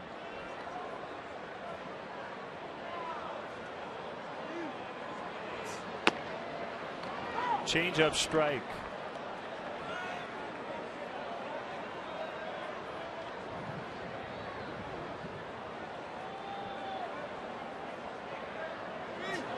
But imagine Joey Votto is rooting for the Leafs. Maple Leafs are back in the playoffs for the first time in I think like 7 years. Votto hails from Toronto.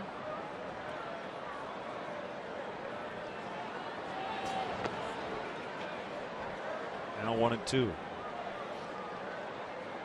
The Senators knocked off the Habs in Montreal last night. Yeah, they did. Their goaler made 48 saves. Craig Anderson. I think he's a local guy. Brutal hit in that game. Lars Eller went down. What do they call it? Facial dental fractures. Ooh, didn't sound good.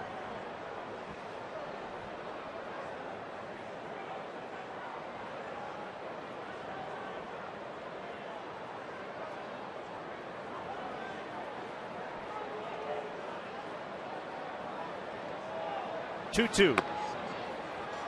Just didn't come back to hit that corner, according to Mike Estabrook.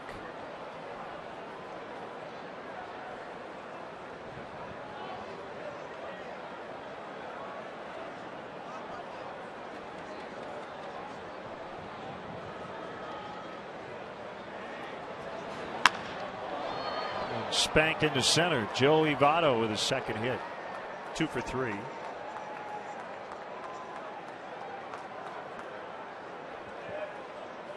On Wednesday, May 15th, join Chicagoland police officers and their supporters for the Chicago Cubs annual Law Enforcement Night at Wrigley Field. The Cubs will honor local officers in a pregame ceremony. All fans who purchase tickets through the special events page at Cubs.com will receive a Law Enforcement Appreciation Night t-shirt. For more information or to purchase those tickets, visit Cubs.com/special events. Votto's such a good hitter. He kind of sniffed out that fastball from Villanueva. Carlos likes to throw that two-seamer in on lefties. He went in there hard off the plate and then went back in there in that last offering. And other guys might have been looking away and then rung up looking, but Votto was ready for it, put a good swing on it. Votto, one of the most cerebral hitters in the game.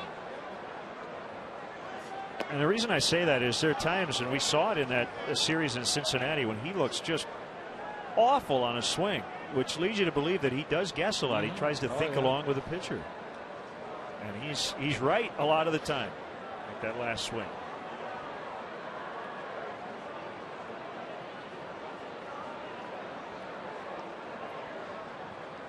Frazier with a double, and he flied to deep left his last time up.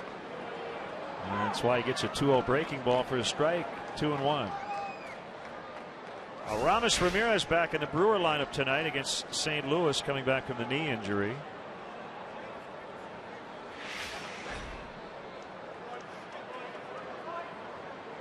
So he missed 4 weeks. The Brewers got hot without him. I'm sure they're happy to have him back.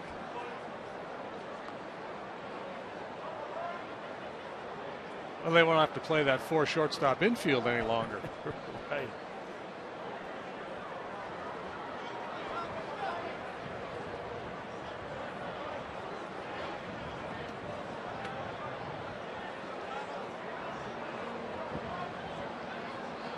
Long pause before the 2-1, and it's inside.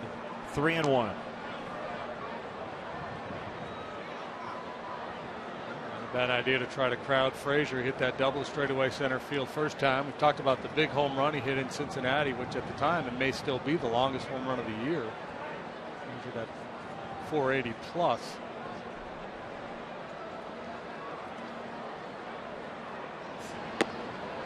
A sign of respect. 3-1 changeup. The man at first and nobody out. A sign of respect and also an indication of the confidence that Villanueva has in that changeup and the ability to throw it over.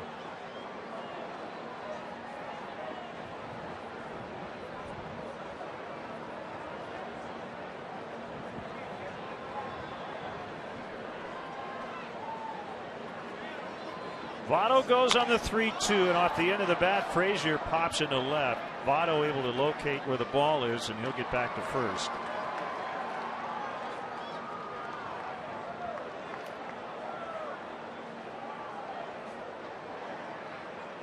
the 6th putout for Soriano today.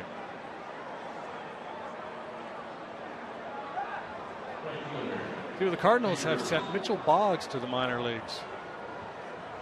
Actually replaced Jason Mott as the closer for a time. He's had some success with St. Louis in recent seasons, but scuffling this year with an ERA over 12. So he's going to go down to Memphis and try to sort it out.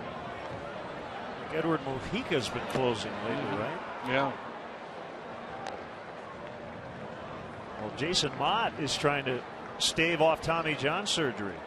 Well, originally they had a deadline of around May 1st to figure out whether or not he would have surgery, but they've kind of softened on that, so still yet to be determined what will happen with their closer who hasn't thrown a pitch in the big leagues this season.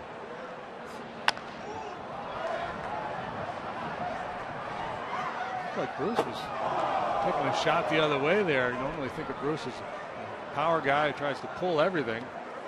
And he can't, boy, even outer third and down, we've seen him go out and hook that ball. Strong guy.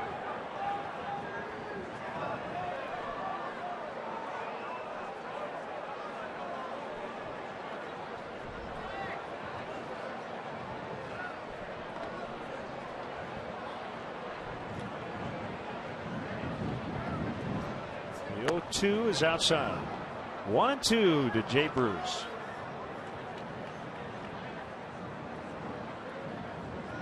Wellington Castillo slide well outside there for that 0-2, wanting to make sure that Villanueva did not make a mistake in the strike zone.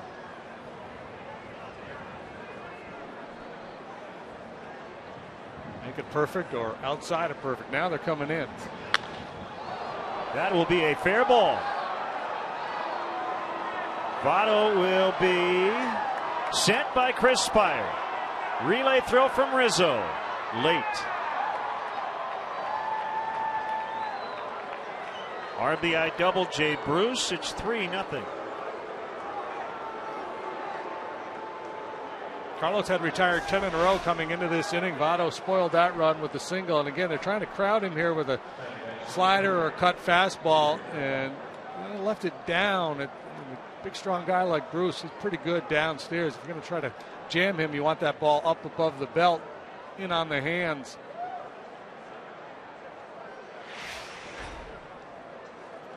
Either that or bury it on that back foot, try to get a swing and miss. That one was kind of stuck in between.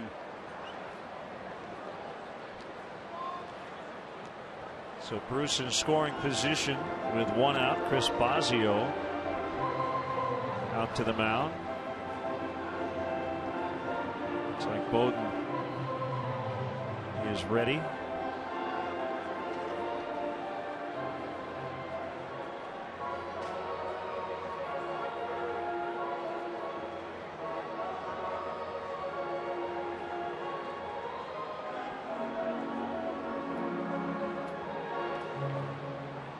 Maybe a chance to revisit the game plan with Paul and Mesoraco due up here. Down 3 already are the Cubs.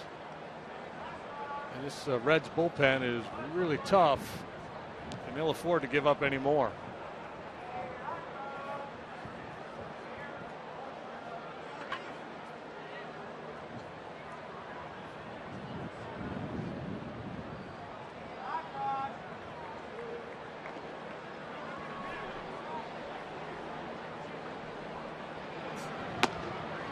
But the Reds struggles offensively lately. 17 runs total in their last 9 ball games. In 7 of those 9 games, they had scored 2 runs or fewer. So in a sense, this is breaking out of it for them today with 3 on the board.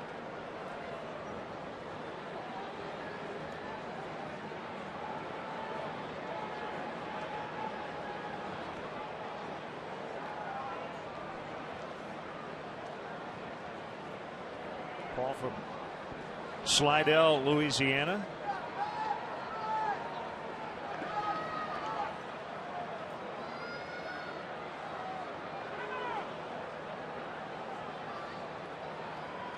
Paul originally signed with the Dodgers after committing to Tulane.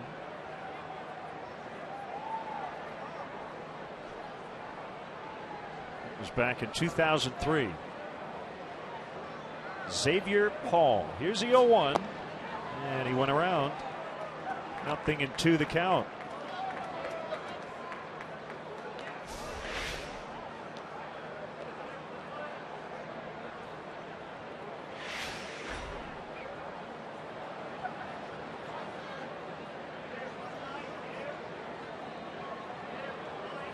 They seem to be happy enough despite the cold and rain.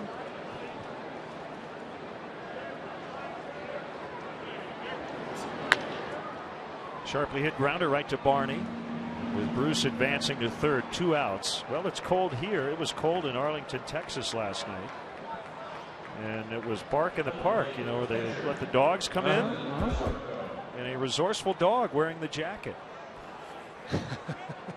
Good way to stay warm. Not a dog, that's just a bad looking human. That is a large dog. That's a good looking dog.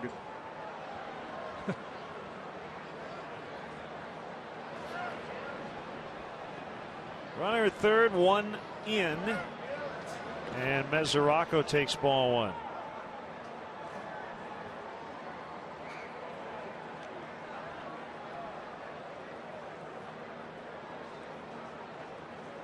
Speaking of bark in the park, there was a play way back in the annals of baseball history where a dog actually was kind of getting after the center fielder and it led to an inside the park home run. That doesn't happen anymore. You don't see that in the modern game. I assume it was a park that did not have an outfield wall. Who knows? Yeah, no outfield wall or just a dog that was hanging around the club.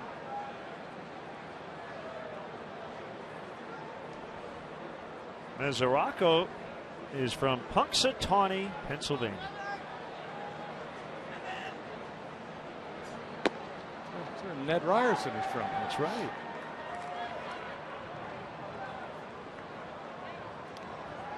And John Miserock, who was a big league catcher for a time and longtime coach, is from Punxsutawney as well. So Miserock and Mesoraco are from Punxsutawney.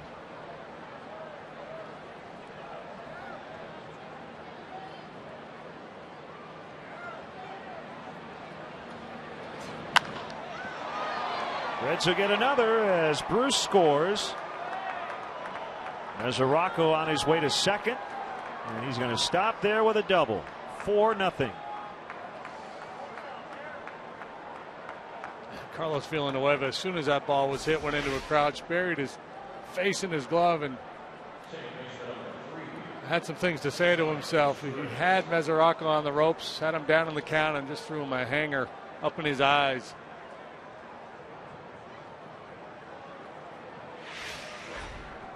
That really haunts you. It's one thing to, you know, if you got to challenge a guy 2-0, 3-1, and he puts a good swing on you. But when you have the jump on a hitter, especially a guy down towards the bottom of the order, you feel like you should be able to finish him off.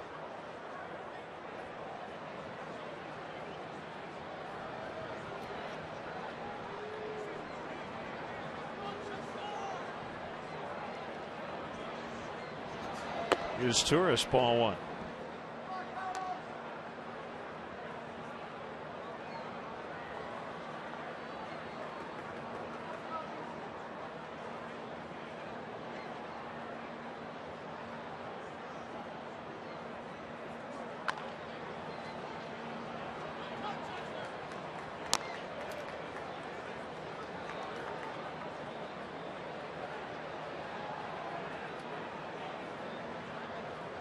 So the Reds getting to 4 runs for just the second time during this stretch.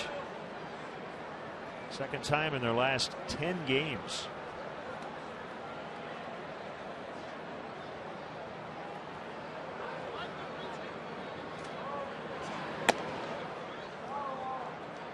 Two balls and a strike. Started in that finale of the series with the Cubs in Cincinnati, the 1-0 ball game.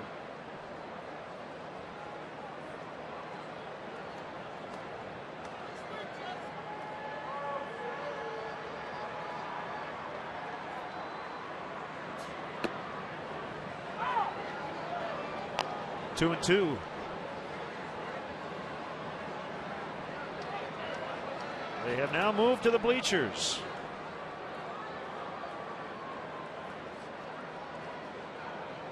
It's a little all you can eat at the moment.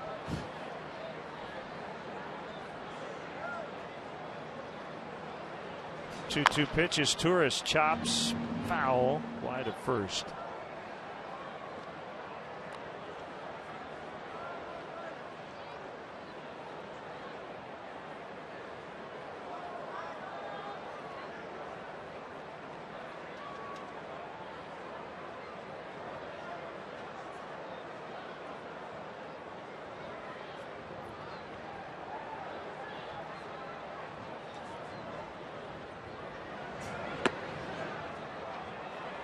The corner, full count, Leak on deck.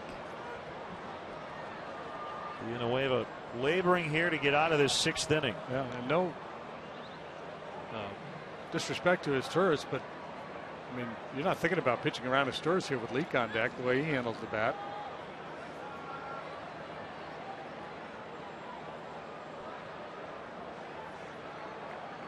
Full count offering in the dirt.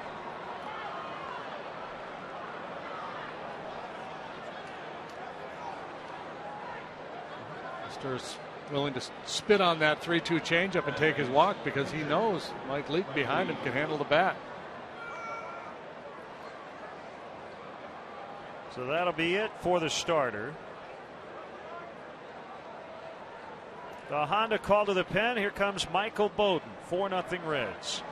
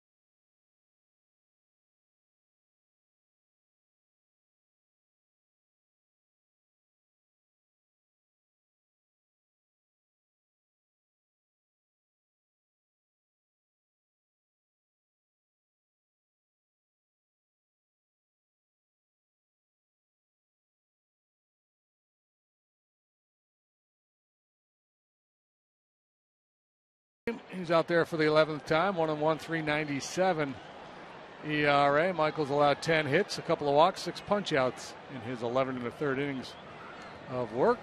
Everybody's hitting 250. The opponents, the left-handers, and the right-handers. And for the first time all year, Carlos Villanueva fails to go 6. Struggled a little bit early, was really good in the middle, retired 10 in a row, and then they got to him again here in the 6th.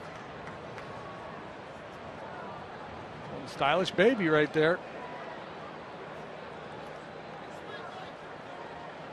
2 runs in, 2 on.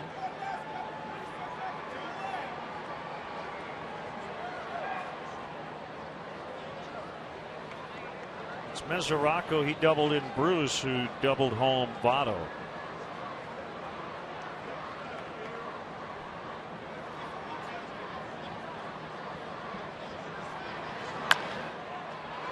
Popped up right side, and it's a backpedaling Darwin Barney to end the inning. Bottom 6, now Cincinnati 4, and the Cubs nothing.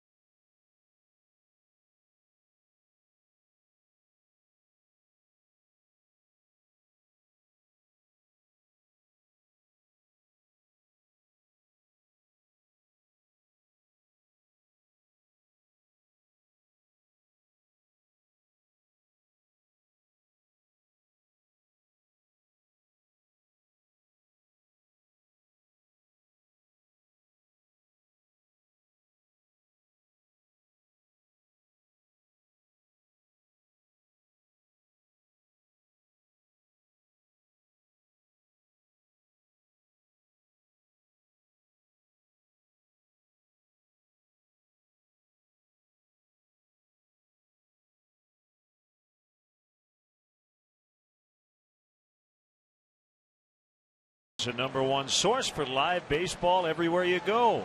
Available for iPhone, iPad, Android, and BlackBerry 10. At Bat delivers Cubs baseball with live audio, pitch tracking, stats, news, highlights, and more.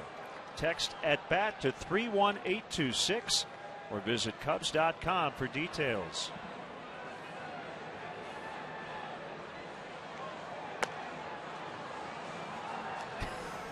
They're feasting here. It's either late lunch or early dinner. A little tug of war going there. Yeah. The Alpha Bird. They're gathering at second base to fight over the pizza. This is good stuff. So Castro leads off against Leake. Cubs down 4.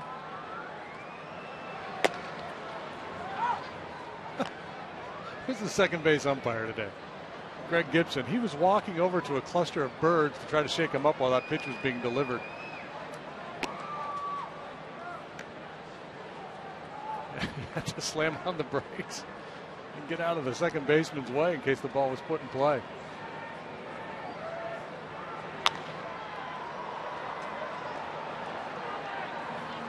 Joey Votto camped underneath.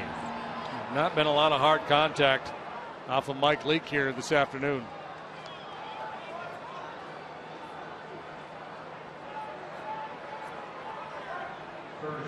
White Sox and Royals already postponed. Snowed out yesterday. I'm guessing more of the same today.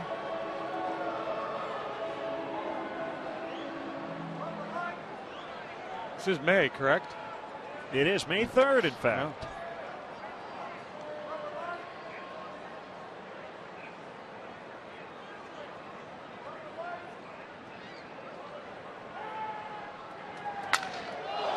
Rizzo breaks his bat as he rockets one into the Reds dugout.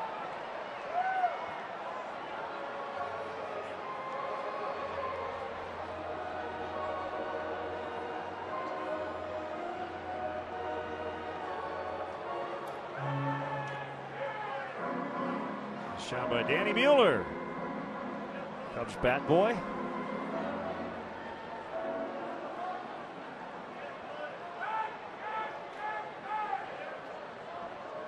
Rain starting to pick up again. We talked earlier about the Reds bullpen. Been awfully good. Aroldis Chapman, the closer, 6 out of 6 in save opportunities. He's got an issue with somebody on this Reds club. He's banging that ball into the dugout.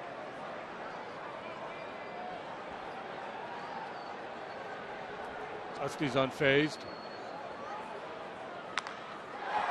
Left field, and this one slicing away from Paul. It'll get to the barrier as Rizzo will end up at second base.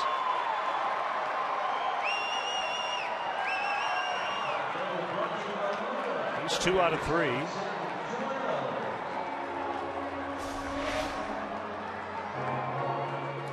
Well, that fastball leaked back over the middle of the plate. It looked like they were trying to go in again, and he missed his spot.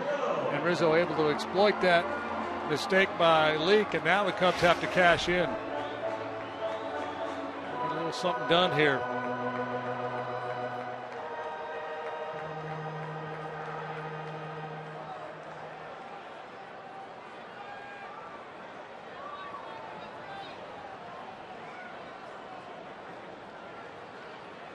Reds were off yesterday, so that bullpen should be pretty well rested. That is a fair ball, and the Cubs will get on the board as Rizzo comes around third to the plate. Soriano to second. Back-to-back doubles with 1 out, and it's now 4-1.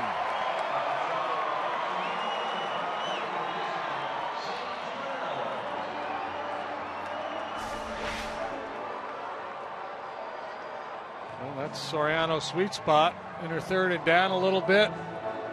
No chance for Frazier to track that one down. Soriano with just his 3rd RBI of the year. 82 now in scoring position.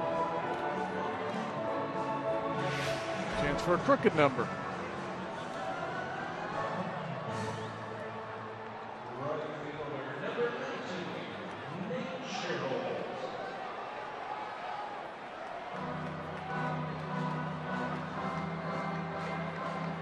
last time up. Nate singled to left field on a two-seam fastball that was moving away. See if they try to crowd him a little bit in this at-bat.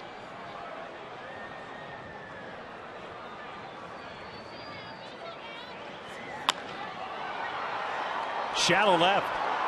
This could get down. It will. Perfectly placed. Soriano will score on a bloop single by Sherholtz, and they all of a sudden have cut the deficit in half, 4-2. Indeed, they did crowd Sherholtz. They jammed him, got weak contact, but it turned out to be a thing of beauty for Nate Sherholtz as he fights off this high inside fastball, kind of inside out swing, doesn't hit it well. And what a great read by Soriano.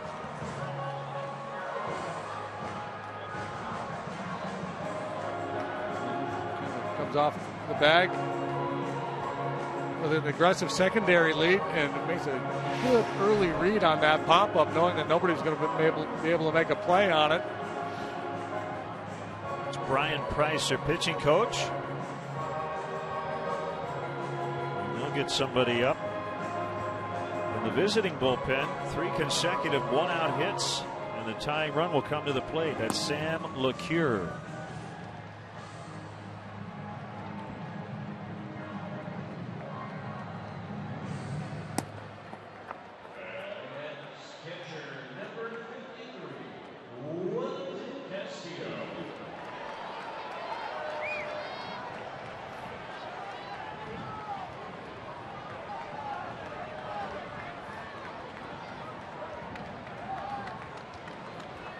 Wellington is grounded out twice to third and to the pitcher. Was trying to tie it with that swing.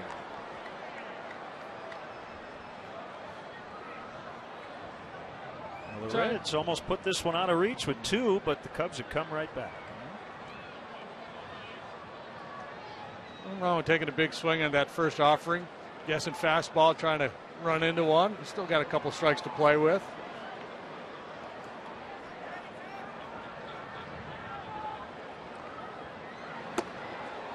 Called strike that time, 0-2.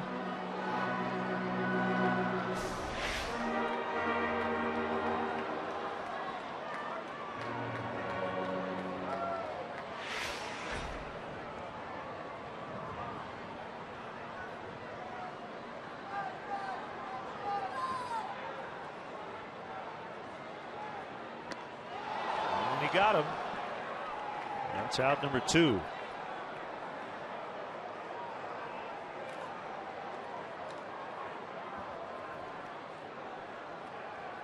Time for our AT&T tweet of the game.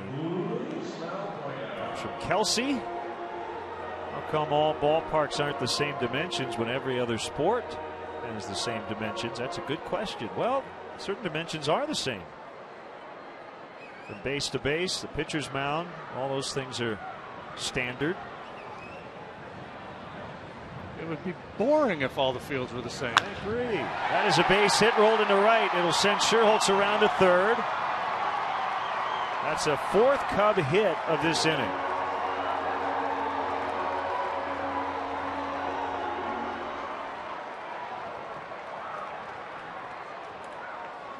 And that will signal the end of Mike Leake's afternoon.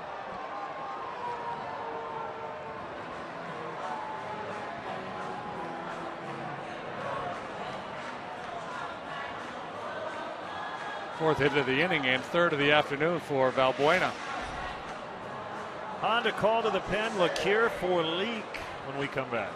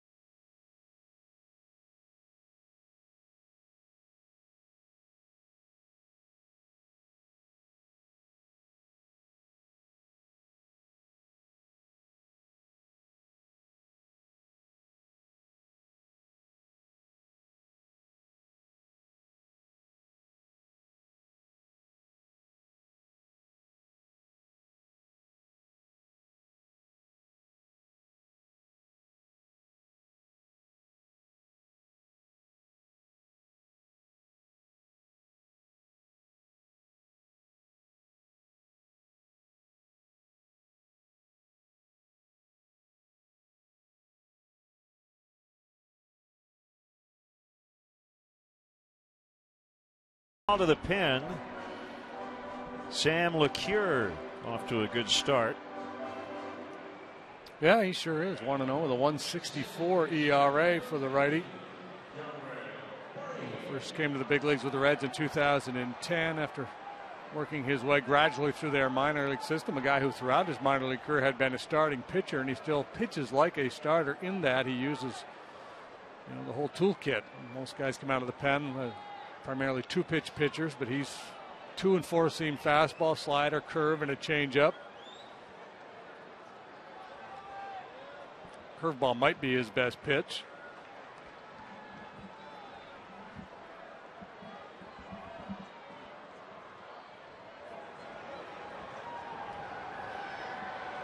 Darwin Barney pops it up on the first pitch. Is Tourist drifting, and he's got it. Well, the Cubs do get those 2 runs back, so we go to the 7th. It's 4-2 Reds.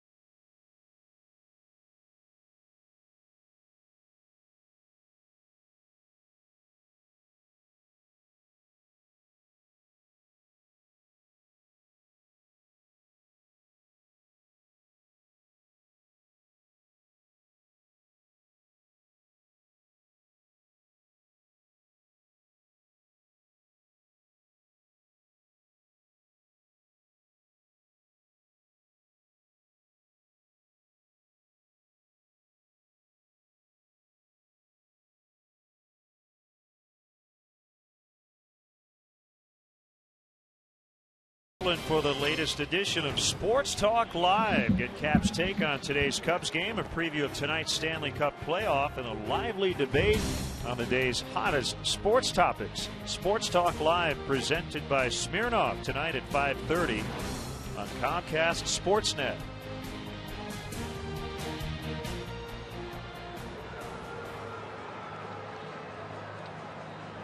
We'll see if the Cubs bullpen can keep the Reds right where they are. And the offense can make a comeback here in the late innings after getting on the board in the 6th.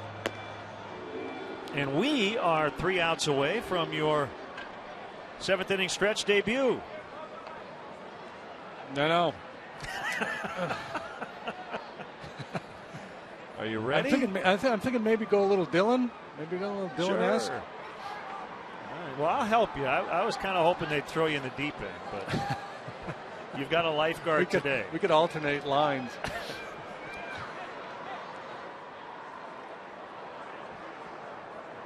You be Peaches, I'll be Herb. I'll be captain, you be Tennille.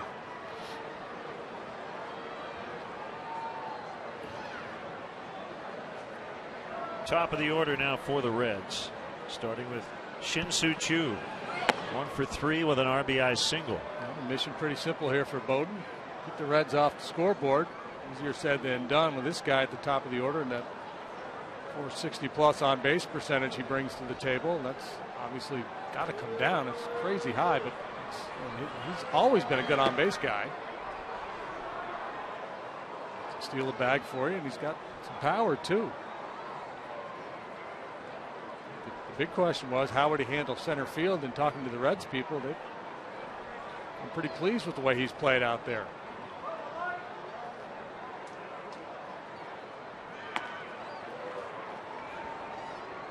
Two and one.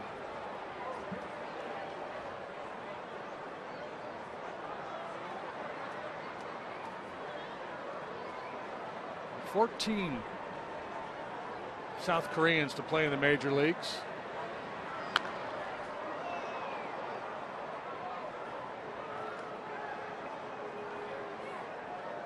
Including Hee-Seop Choi, who called Chicago home for a while. Young Kim.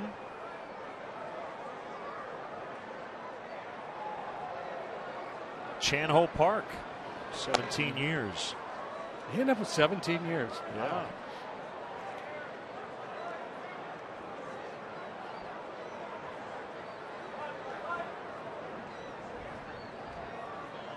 Yeah, he was part of that rotation in LA there for a while. They had 5-man rotation, 5 different countries represented in that rotation. Yeah, Nomo might have been part of it, Ishmael Valdez. Ramon Martinez, maybe. Yeah, Pedro Stasio. Yeah. Yeah.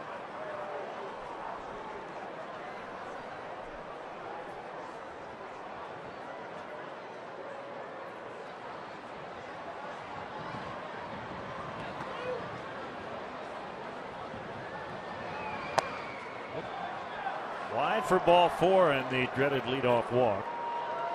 And Chu, a guy who doesn't chase many, and certainly wasn't going to go after that one. That was well out of the zone.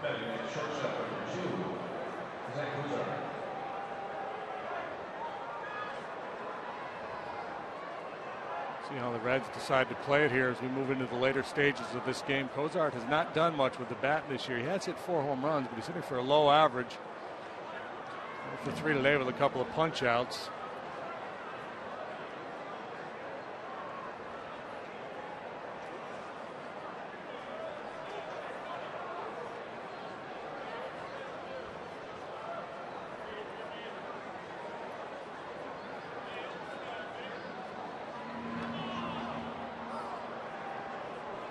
Reds have not run much, and they have not been very efficient. They've stolen 8 bases. They've been caught 8 times. Chu is 2 for 2 in steal attempts.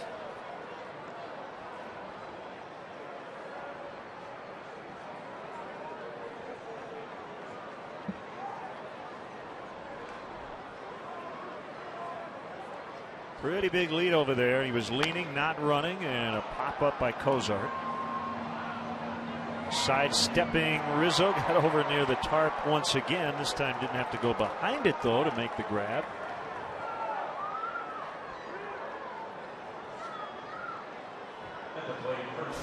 Nice coach for the Reds, Billy Hatcher, having some fun with him as this ball looked like it was not going to be close to the wall and just continued to drift. Anthony first starts to settle under it, and there, watch where he ultimately ends up.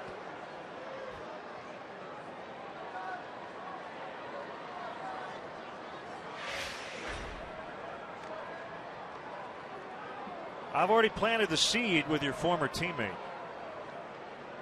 Who's that? Billy today, and I said, you got any good dirt on JD? Let me know. We'll see you guys a lot this year.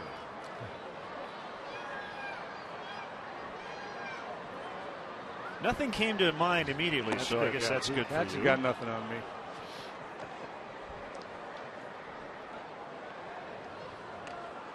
Former Cub, Billy Hatcher.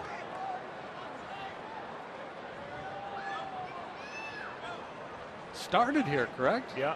6th round pick in 1981. Made his debut with the Cubs in '84. That great World Series with the Reds in '90.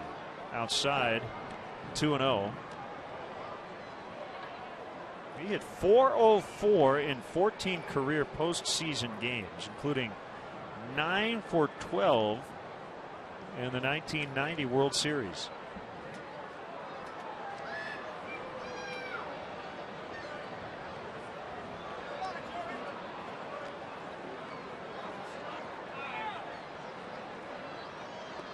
He hit that big home run in the '86 playoffs for the Astros against the Mets. Tied the game in the 14th inning, a game the Mets ultimately won in 16.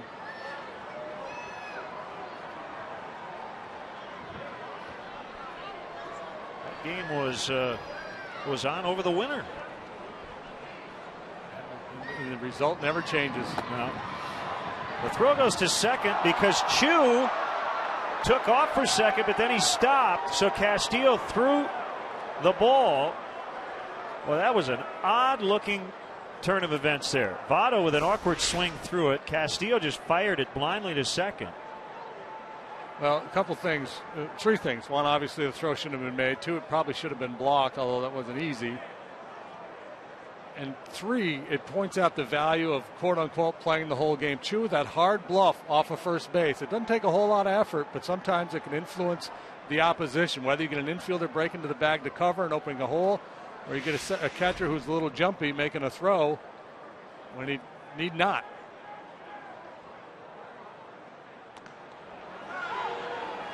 Meantime, it's 2-2 on Votto. This is a situation that Dale talked about yesterday, a little bit more today, and he's talked about it frequently this year. You know, mistakes happen sometimes, and the pitchers have to pick up their teammates.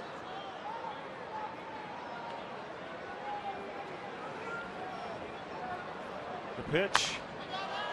Hit foul out of play. And we talk so much about it being, it's the pitcher's game, and more so with the starting pitchers. It's his game, so if there's errors made behind him, it's like he's been harmed by the action of his teammates. Everybody's just trying to win games.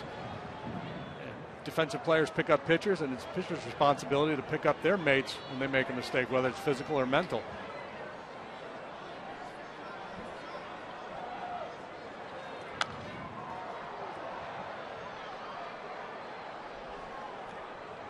Now, Bowden's task a little harder here with a man in scoring position and arguably the best hitter in the National League in the batter's box.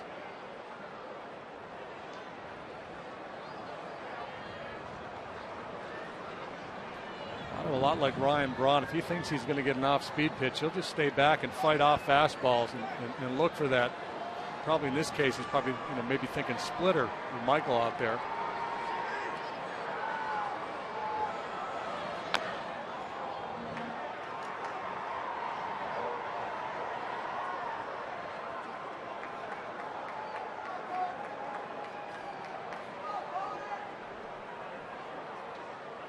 Really don't want to give up anything here after getting the 2 runs in the bottom of the 6th.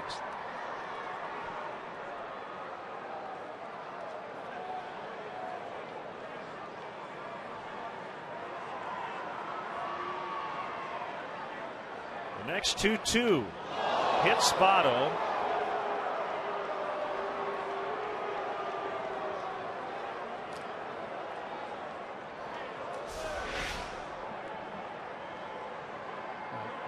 Better than making a mistake out over the plate in this situation.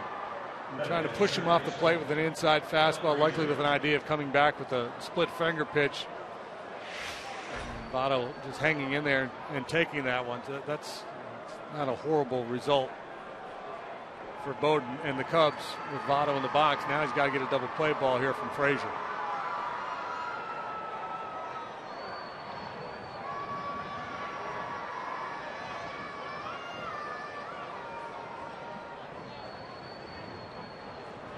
A walk and a hit batter. And 2 on for Frazier. And he couldn't help himself. Went around on the slider.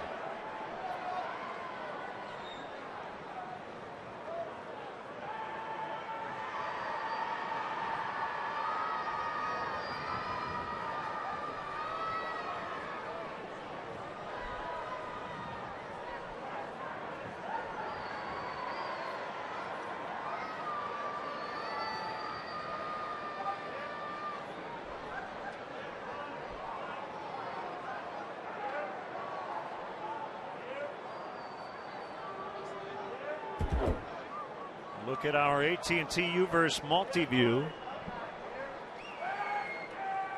Lead runner there in the middle picture is Chu. Votto on the right is at first. Pitch in the dirt.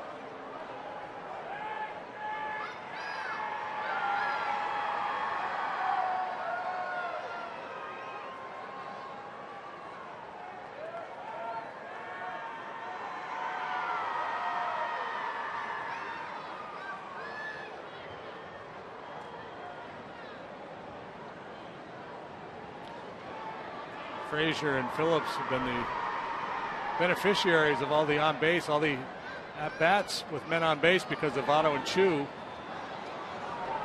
They've been the key guys in terms of driving in runs for this club. Double play still in order because Castillo able to get out there and block and contain this ball in the dirt.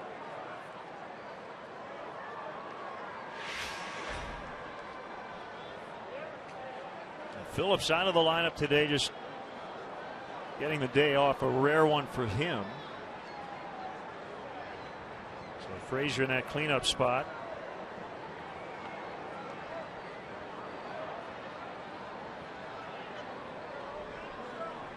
Bowden's 2-1. Now 3-1.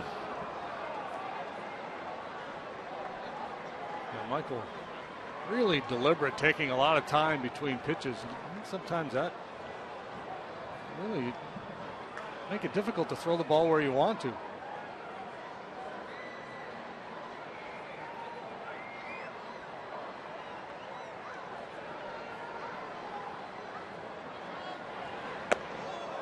And he has loaded the bases without a hit.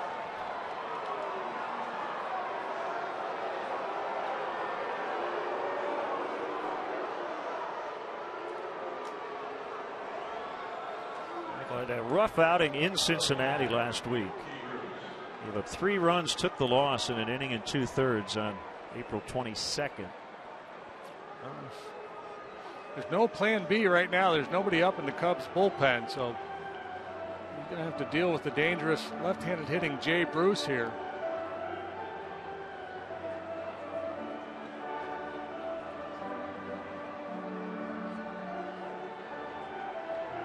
Cubs prefer to save James Russell for games in which they're protecting a lead. You got to be careful how often you use a guy. And this is where it would be valuable if they had a second option from the left side in the bullpen.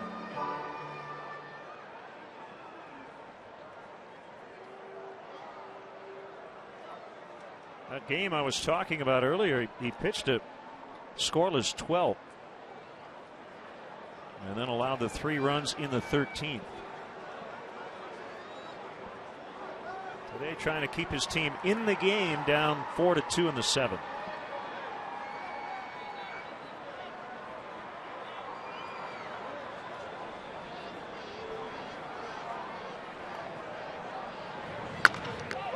Knocked down by Bowden, and he's got to throw to first for the out. The Reds get a run. Bruce will pick up an RBI. It's 5-2.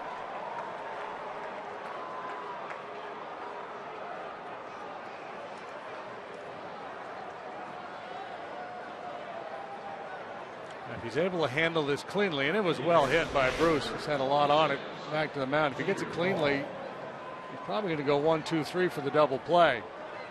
He took a quick look at home, figured he had no shot there, and then his only play remaining was first base.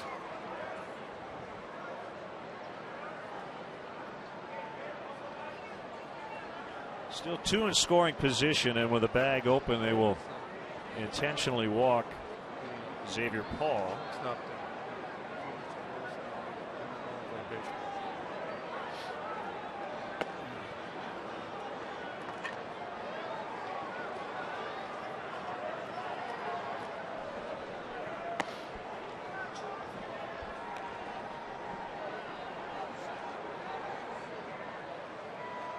Here's ball 4.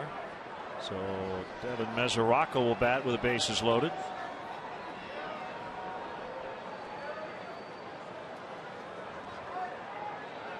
Yeah, this is the problem. This is the rub with late inning relief. You know, it's a 4-2 game. You're down. There's a man in scoring position, so you're thinking, well, I can't afford to give up a hit here. So you start to pick and nibble, and understandably so with dangerous hitters up there. But it does set up, you know, the chance for a real big inning. They've scored a run without a hit. 4 base runners, a walk, a hit batter, another walk, and then an intentional freebie. And Mesoraco fouls into the upper deck.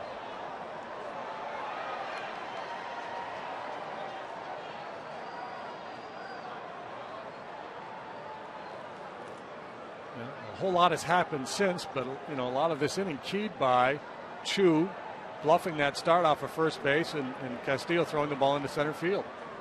A throwing error, yeah. Adding that to the mix.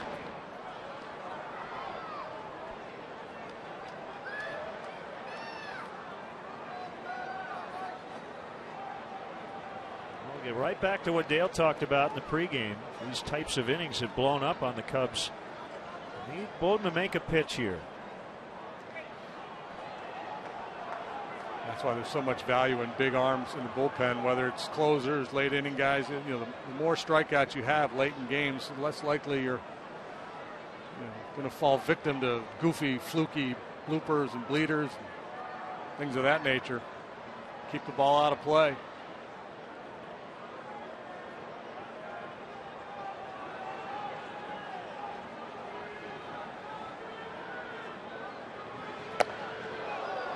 Three and one. Bowden now with his back against the wall with the bases loaded.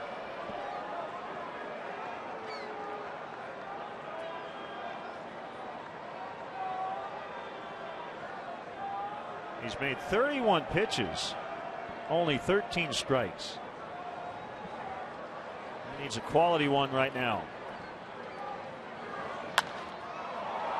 Popped up. Castillo able to locate it behind home plate.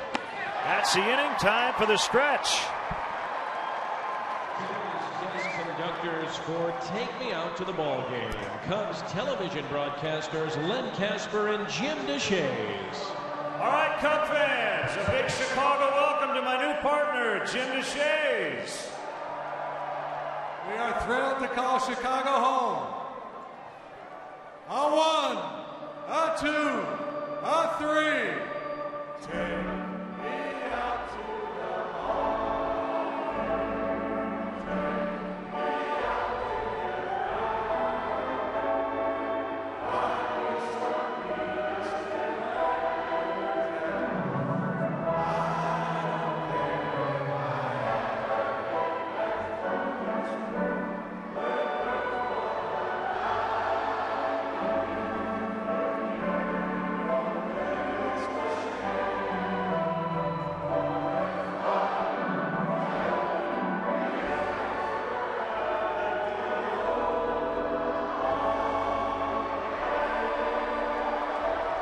Let's get some runs.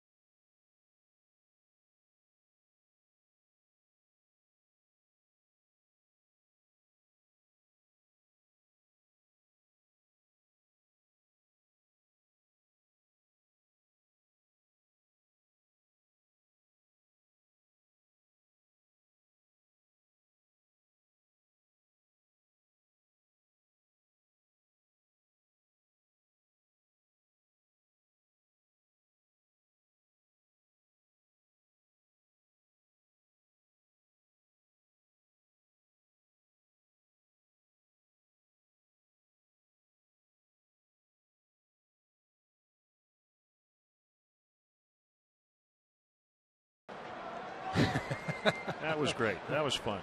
That was fun.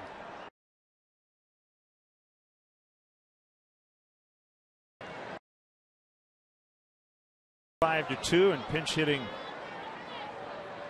for Bowden is Julio Bourbon. 0-1.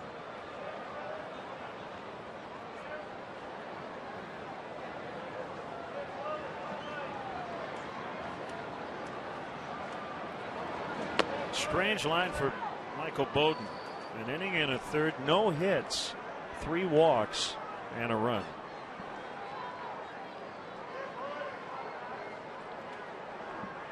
Oh, 0-2 the count. Man to hit batsman. 1-2.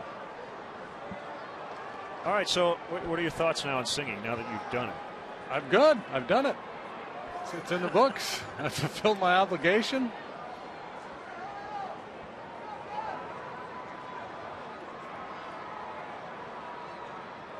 I'll have to wait till I hear the playback, till I hear the audio. I'm going to withhold judgment. In the air, Chu doesn't have to move much.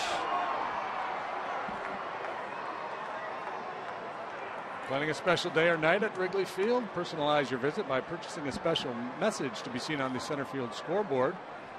Messages are posted in the middle of the 5th inning, and all proceeds benefit Chicago Cubs charities. For more information or to purchase your scoreboard message, visit Cubs.com/scoreboard messages. Well, you didn't seem nervous, confident. Yeah, I was impressed. Well, you know, if you weren't there, you know, I was just trying to support you because you got some skill, and like I said, I want to be your pip.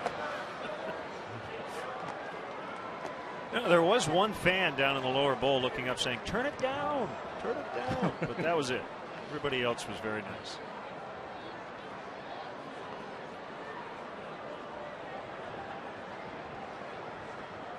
One and 0 to DeJesus.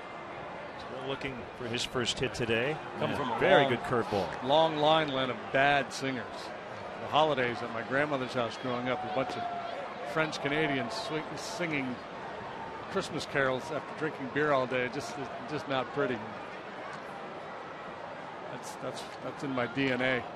It's unfixable.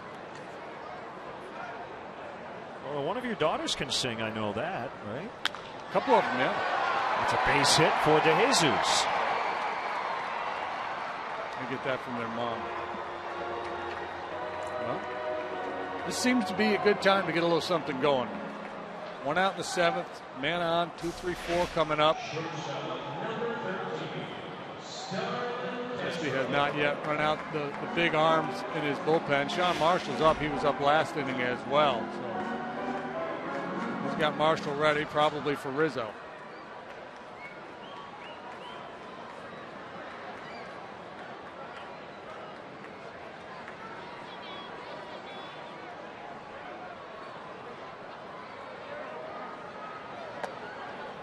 High for ball one. There's a former Cub, Sean Marshall, who still makes his winter home here in Chicago. Recently on the disabled list.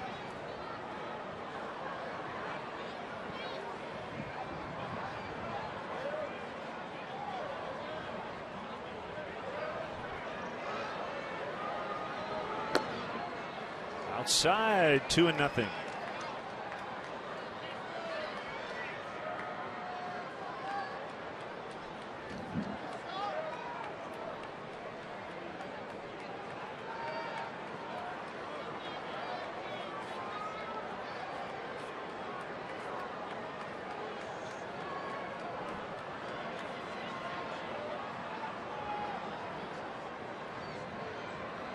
Cure throws home, and it's up and in. It's 3-0. Rizzo on deck.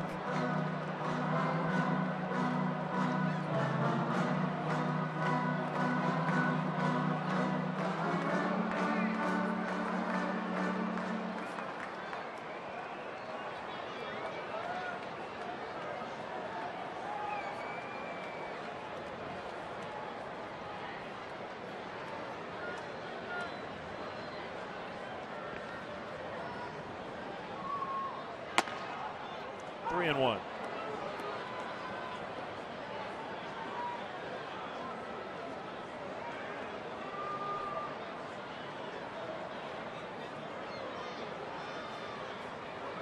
Neil Walker has been placed on the disabled list by the Pirates. He has a right hand laceration. News just coming down. 3-1. Ball four.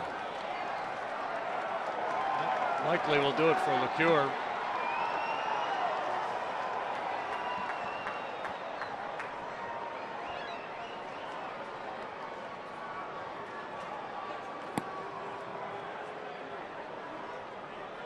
Rizzo has had a nice day so far. 2 for 3, single double and a run scored. And Sean Marshall will come out of that Reds bullpen to try to neutralize him. The Honda call to the pen. We'll be back.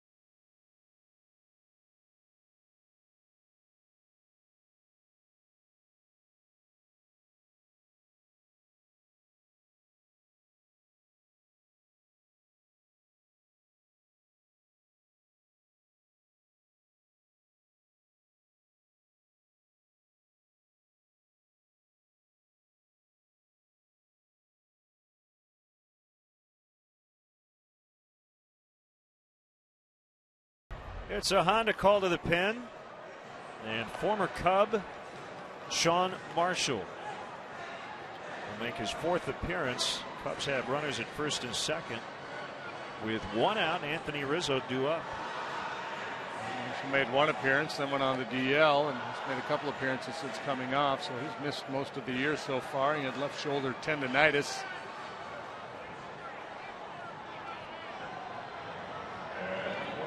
Fastball, slider, curveball, cutter. Real good breaking stuff. Rizzo's been good against lefties this year, really good.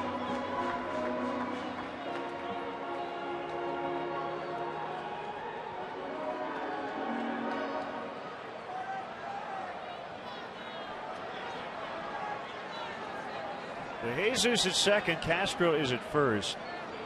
Shortstop Cozart really close to the bag at second.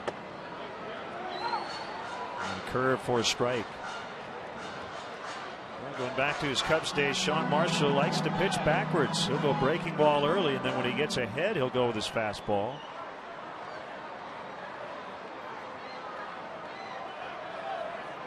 He was setting up for Carlos Marmol. The Cubs had 2 relievers who rarely threw their fastball. They're breaking ball pitchers.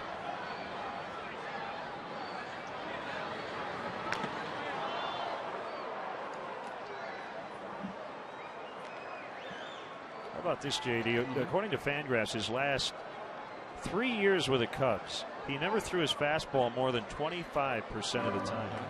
He had such good command of his breaking stuff, both the slider and the curveball.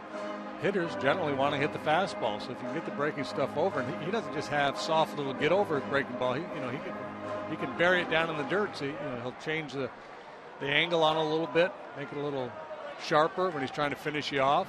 And as you said, he will go to that fastball as a surprise pitch. He feels like he slowed your bat down with the breaking stuff. He'll try to jam you with a heater. See what he does with Rizzo. And he goes with the breaking ball, and it's punched out into center to load the bases. Nice piece of 2-strike hitting by Rizzo. Indeed. Another breaking ball with 2 strikes. It just shortened up and punched it into center field.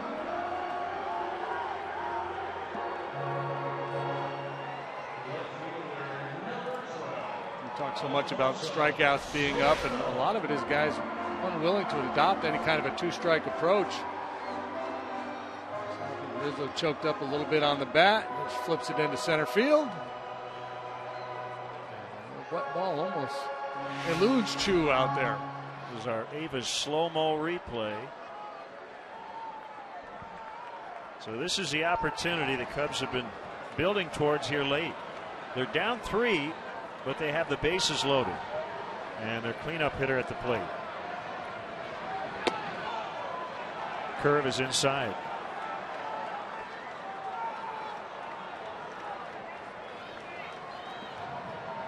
Cubs haven't hit a grand slam yet this year, in case you were wondering.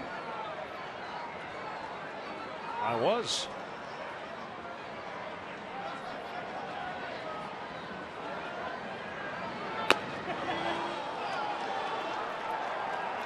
Haven't even hit a 3-run homer. They've connected 36 times, 19 solos, 17 2-run shots.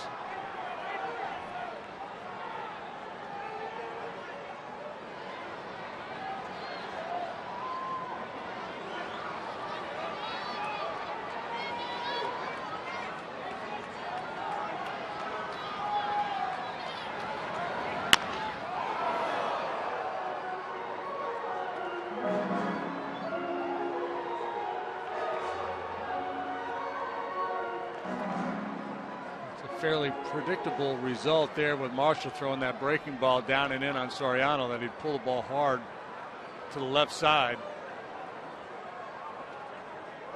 The question is, if he hits it on the ground, can he find a hole? Torres right behind the bag at second. Cozart a step in the hole. Not a whole lot of room between third and short. The 2-1 pitch. Now 2-2. The Cubs are 2 for 16 with the bases loaded here this season.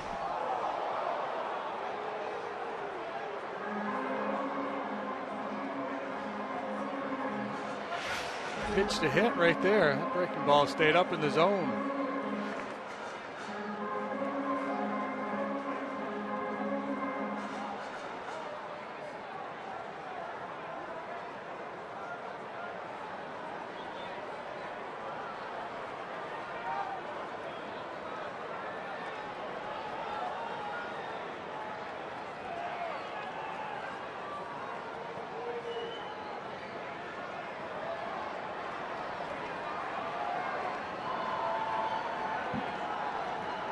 Two to Soriano's outside. Full count. That was a fastball at 90. 3-2 the count. And I don't think he wanted any part of the strike zone with that fastball. Just trying to get Soriano to chase. Alfonso's overall numbers not good, but he's hitting .424 against lefties.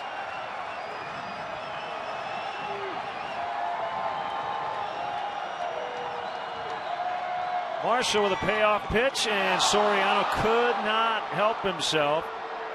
And a curveball in the dirt and well off the plate inside. 2 outs. And they just were not going to give in there with Alfonso. And this was the best breaking ball of the sequence. Breaking down and in towards that back foot.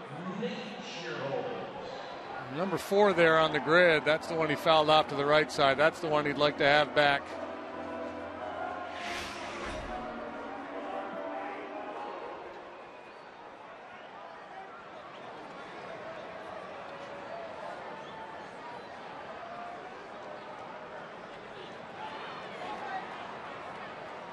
Sherholtz with 2 outs. He has 2 hits. Even with the strikeouts, Soriano with 2. Rizzo has 3.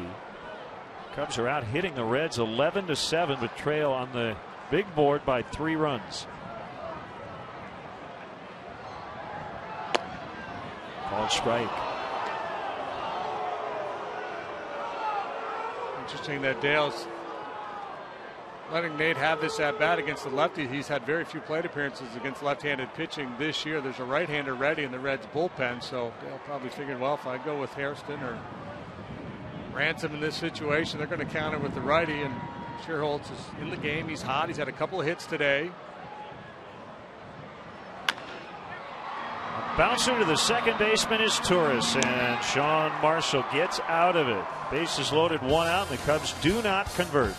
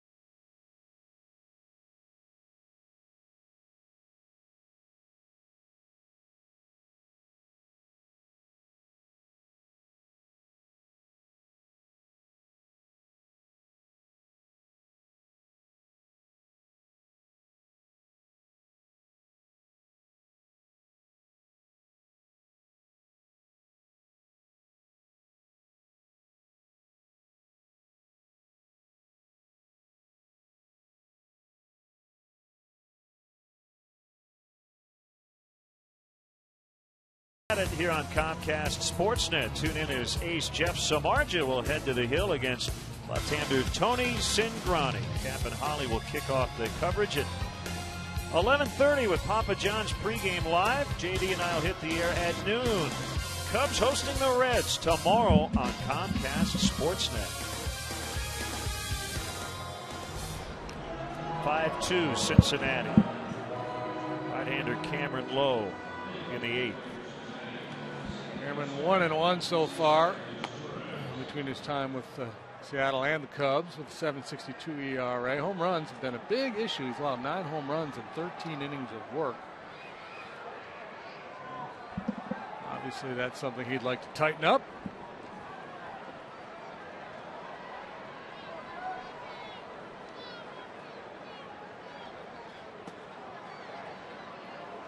How about a sweatshirt, young man? Is Torres to lead it off.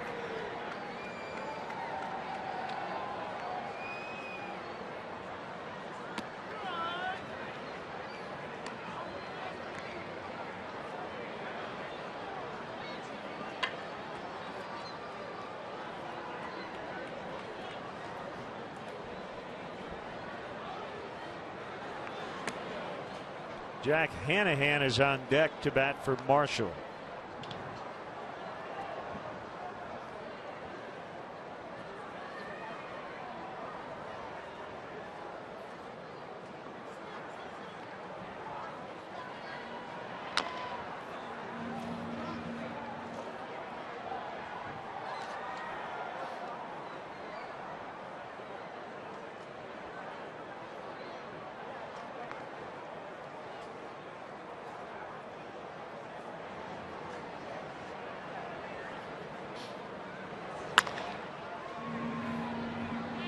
Castro to Rizzo for the out.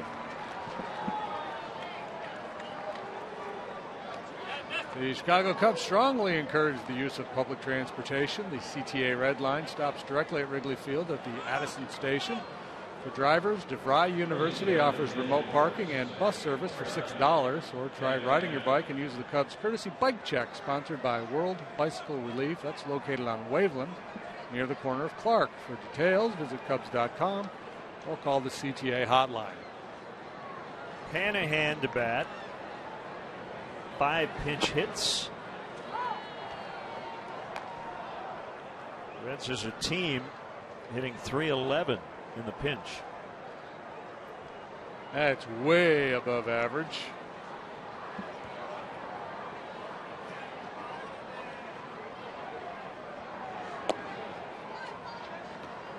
Sinker missed low. 1-1 the count.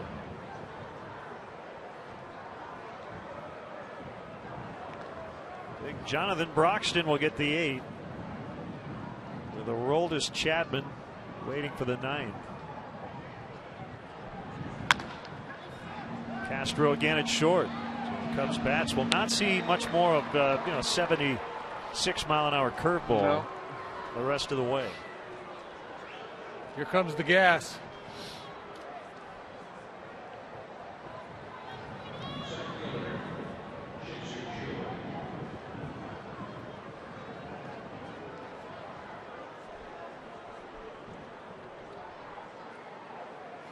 Talked about the Reds hitting three. What was it in the pinch? .311. Major league average is 197. Yeah, they've been really good here the last several years. Chris Heisey had done a good job as a pinch hitter. I say Lance Nix a couple of years.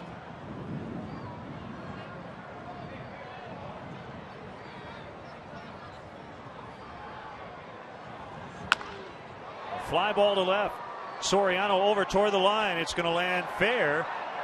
Then off the sidewall, it'll rest right up against the wall, and Chu has a double, reaching for the 3rd time in 5 plate appearances.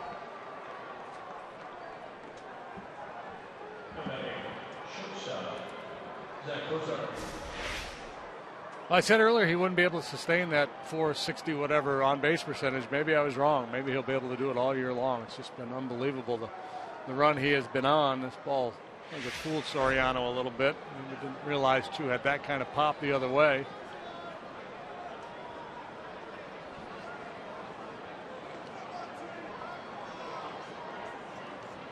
The key guy to get here, Cozart, with Votto on deck. Chu has seen his OBP go from 462 to 467 today.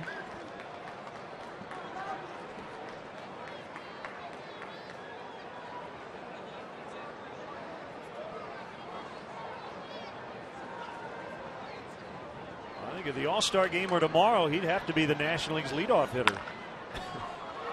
That's going to get past Valbuena, and Chu will score, and it's 6-2.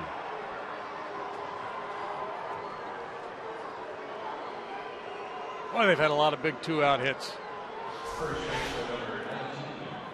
I think 5 of their 6 runs have come home on 2-out hits, and Valbuena not able to get leather on that one. That's a ball you're going to sell out, do everything you can just to knock it down to prevent Chu from scoring. He just couldn't get there.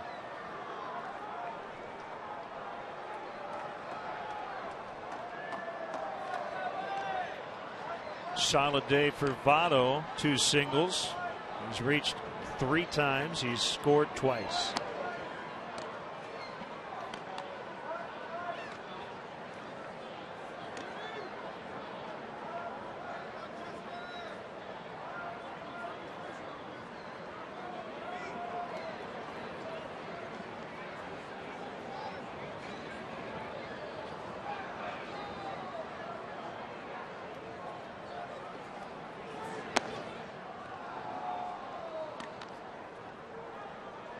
Four of their 6 runs have come home on 2-out hits. There's Big Jonathan.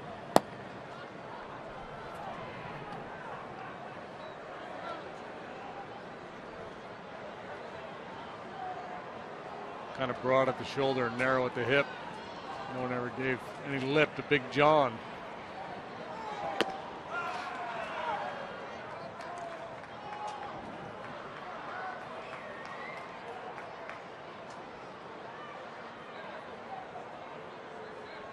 Were you even alive when that song came out? I don't. Well, I was probably alive. Yeah. Jimmy Dean in the 60s, I think.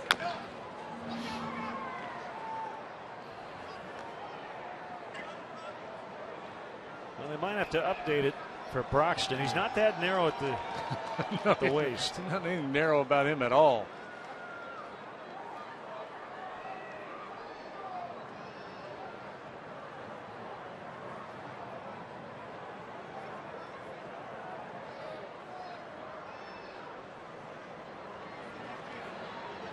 Kick and the 2-2 to Votto. Now full 3-2.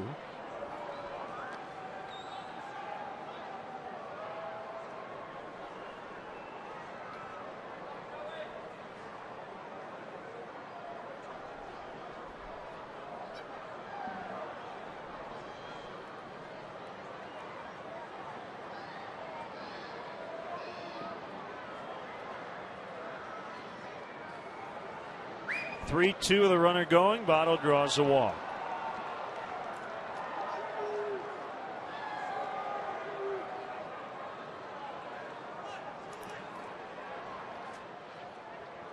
Fourth time he has been on base today. A couple of singles, hit by a pitch last time, now works the walk.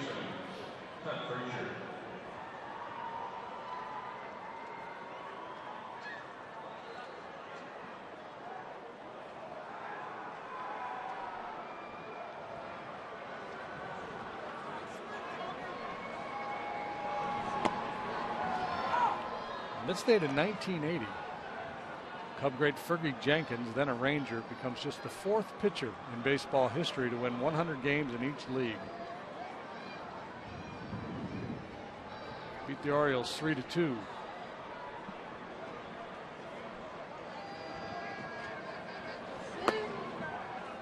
One and one. It's also Ryan Dempster's birthday today. Off to a very good start with the Red Sox. How old is Ryan? 37? I believe so. Yeah, well, the Red Sox are 20-8, beating everybody.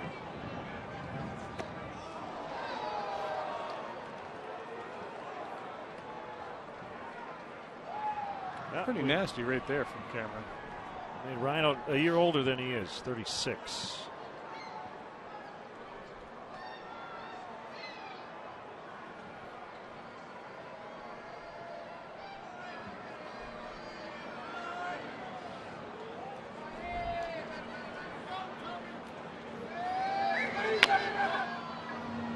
Valbuena will charge, and the inning is over. Reds get a big insurance run, though, now lead by 4 for the second time today.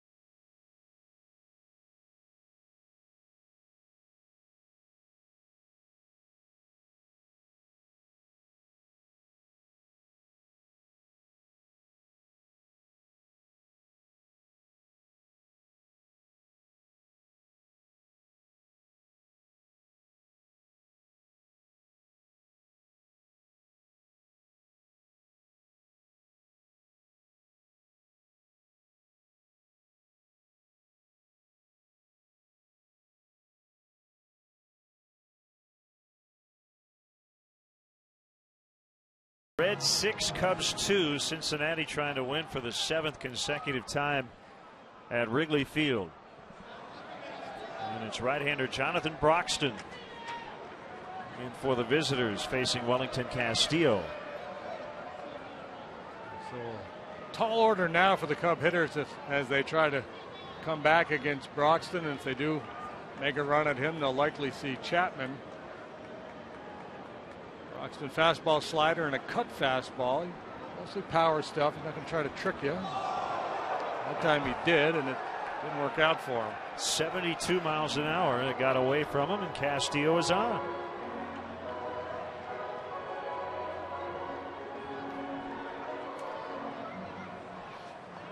Maybe trying to flip a little get over curveball up there.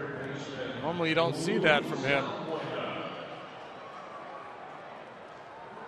High ERA, a lot of that damage coming in one outing. Gave up 5 or 6 runs in one appearance.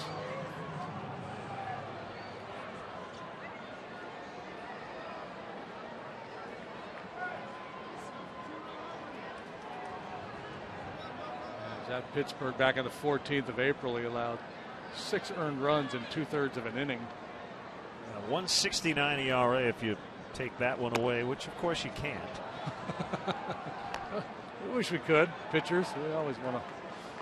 That was Lou Piniella's theory, right? When evaluating a starting pitcher, you throw out his 4 or 5 best ones, his 4 or 5 worst, and the guy that the remaining, that's the guy. That's who you are as a pitcher.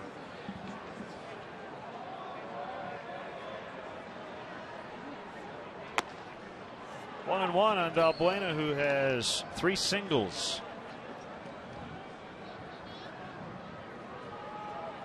Average has gone up almost 30 points today.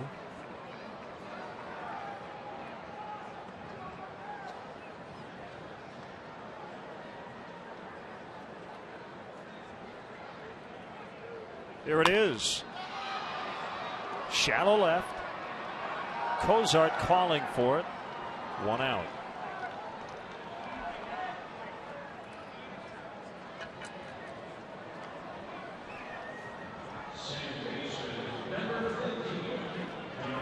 An anniversary of sorts today.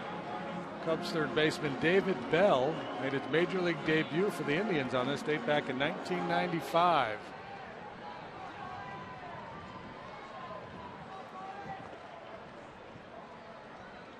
Making the Bells the second three-generation family in Major League history, with father Buddy and grandfather Gus.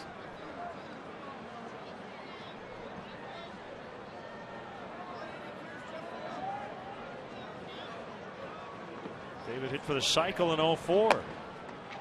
Grandfather Gus had done it. First grandfather-grandson tandem to hit for the cycle.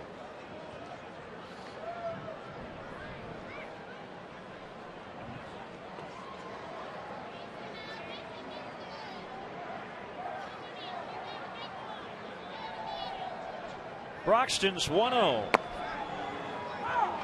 Called strike.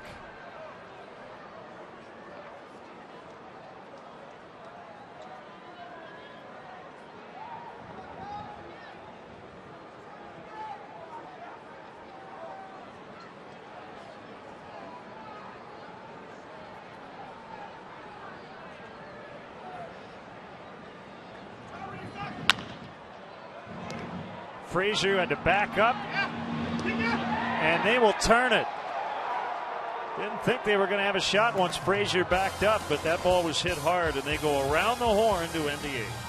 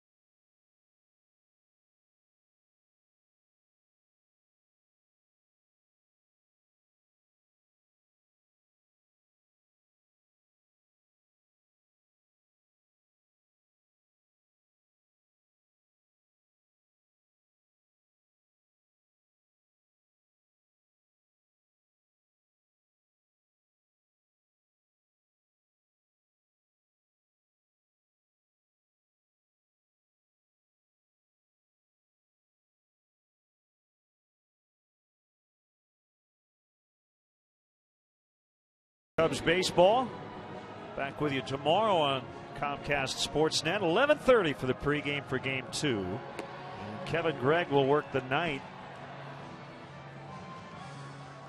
He's not had much work in recent days. Pitched just once in the Padres series. That was on Monday. Went to an inning in the third. Picked up his fourth save in that ball game. So he gets the ninth here this afternoon.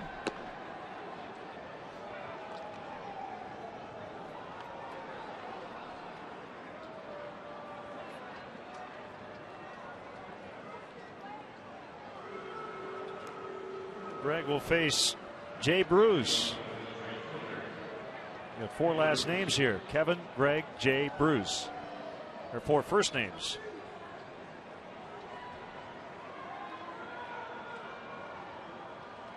Xavier Paul's on deck. Mark Brady in the truck.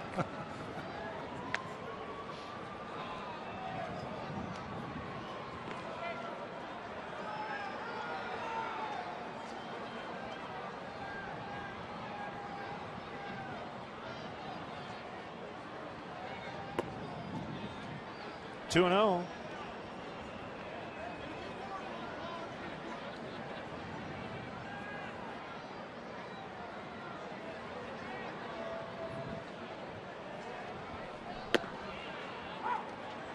That one caught the outside corner.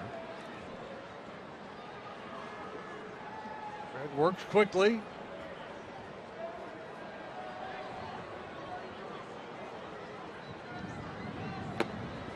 Control's been a problem for him at times in his career. It has not been the case in this go-around with the Cubs so far. Granted, a small sample, but so far so good for the big righty.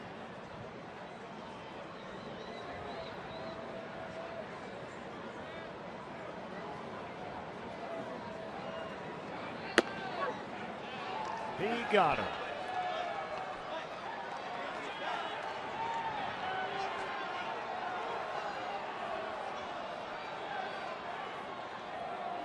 I don't think Bruce agreed with the call. It looked like a strike. Yeah, on the edge.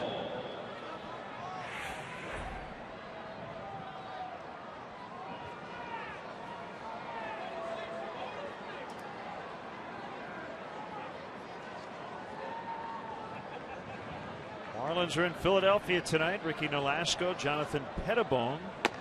Pettibone coming off first win of his career.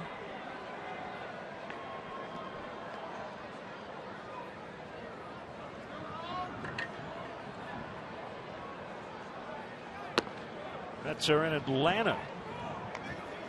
Sean Markham and Mike Minor, the scheduled starters.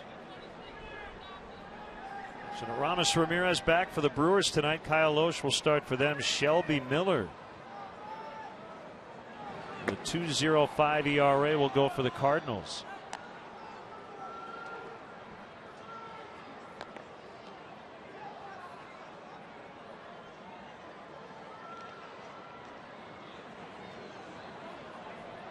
Always fun when the Dodgers and Giants meet up. Clayton Kershaw and Barry Zito tonight in San Francisco. Paul takes ball 4. A couple of left-handers with good curveballs, but the similarities pretty much end there. Zito, a finesse guy, now throwing about 83, 84 miles an hour with his fastball, and Kershaw with electric stuff.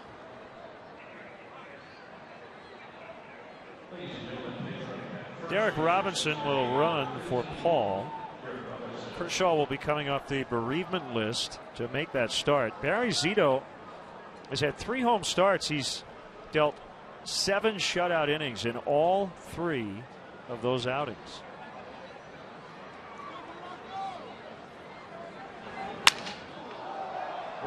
Pop up, Barney with the catch, throw to first, and Robinson, who just came into the game, is doubled off.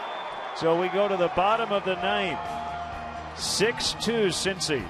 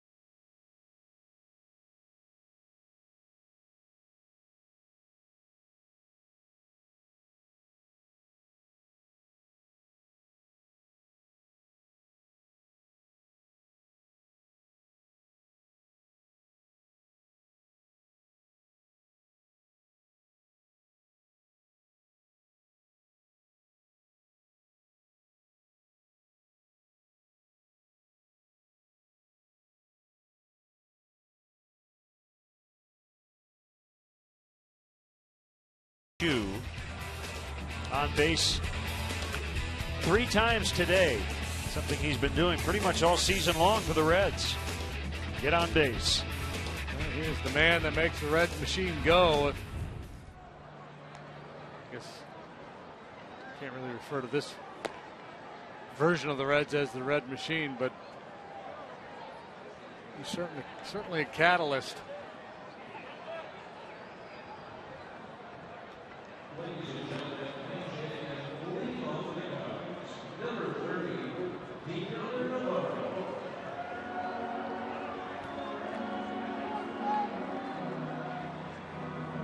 So the fireballing Aroldis Chapman is on, even though this is not a safe spot with his team leading by 4. Sick numbers once again. 0.68 ERA, just 5 hits allowed so far in 13 in the third innings, 21 strikeouts. Fastball, slider. He'll throw that fastball 85% of the time or more. Usually sit right around 97. He can get to triple digits and then some. Former Red Deoner Navarro batting right-handed. Pinch hitting. We were talking about this the other day with the Cubs renovation plan, the idea of building some batting cages underneath the stands where they can go take some swings off some live arms or a pitching machine or something to get ready for an encounter such as this. Just imagine sitting in that dugout on a cold day like today and going up into the clubhouse, putting a ball on a tee and whacking it into a net, and that's your preparation. The first live pitch you've seen since batting practice hours earlier is this guy throwing 98 miles an hour.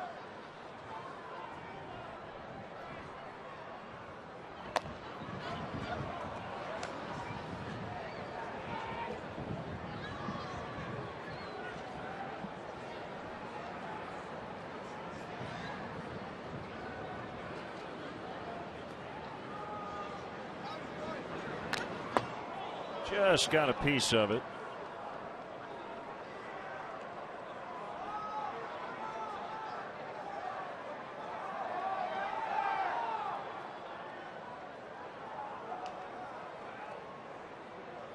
You mentioned their bullpen, and we've seen their best guys. Marshall getting out of the 7th inning, Broxton with a scoreless 8th, and now Chapman here in the 9th.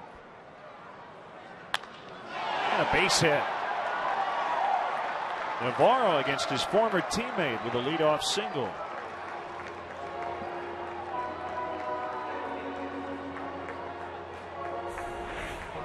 Done his best work in the pinch. It's pretty impressive to get on top of that pitch from Chapman.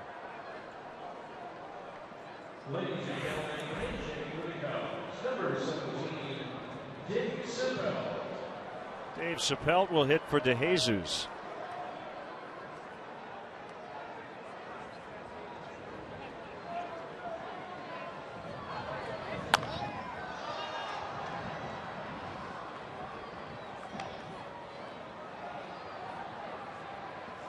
Pretty good look at the Marshall Wood trade the last couple of days. Travis Wood pitched yesterday, and we've seen Marshall and Chappelle today.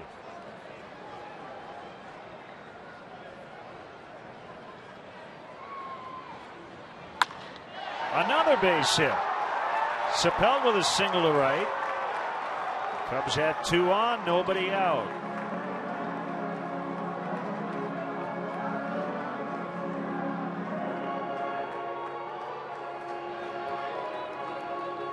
Chapman does not appear to have his best fastball today. Well, that one was 97. A couple of the other ones were 94 earlier. I mean, even when he's not at his best, it's still plus. Pretty straight, though, and if you're sitting fastball, you get him timed, you can put a pretty good swing on it. There was one other player involved in that Reds-Cubs deal back in December of 11, infielder Ronald Torres in the Cubs farm system. 1 strike to Castro.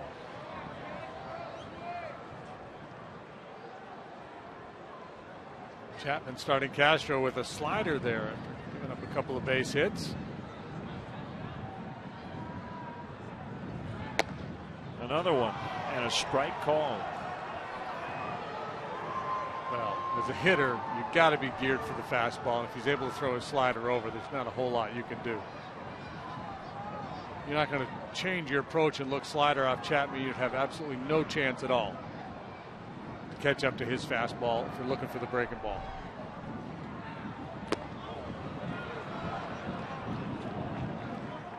.98 that time, but in the dirt.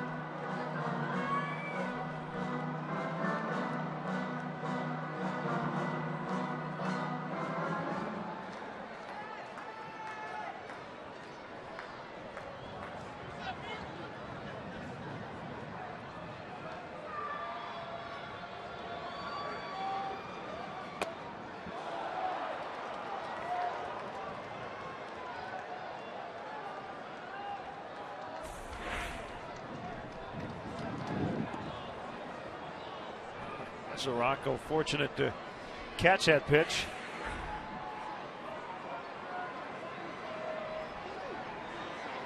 Two on, nobody out, and a 2-2 to Castro.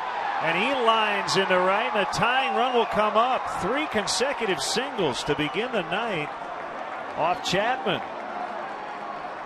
I wonder how many times in Chapman's big league career he's allowed 3 consecutive hits. Just wondered the same thing. Let's go with not many for sure. Again. Short stroke, poke it the other way. Well, he had allowed 5 hits in his first 14 games combined and has already given up 3. He's allowed 1 run on the year. It was a solo home run. Justin Ruggiano of the Marlins.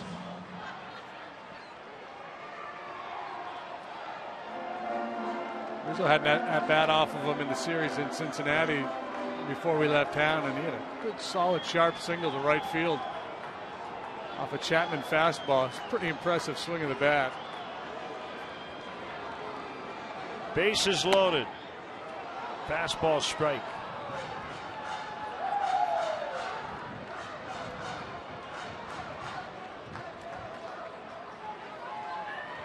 Three knocks already today for Rizzo.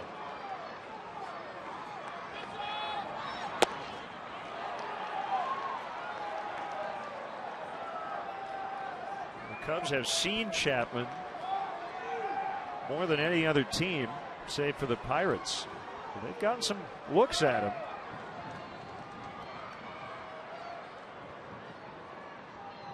Here's his 1-1. Pop foul out of play. 1-2.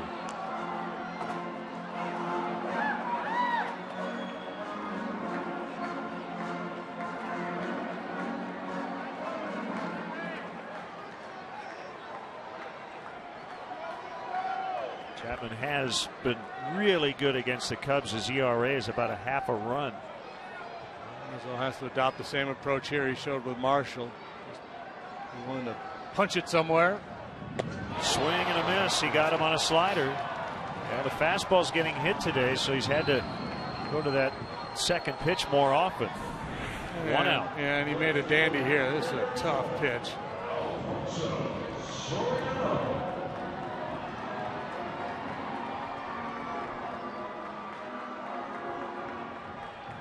Chance at redemption for Soriano. He struck out in the 7th with the bases loaded.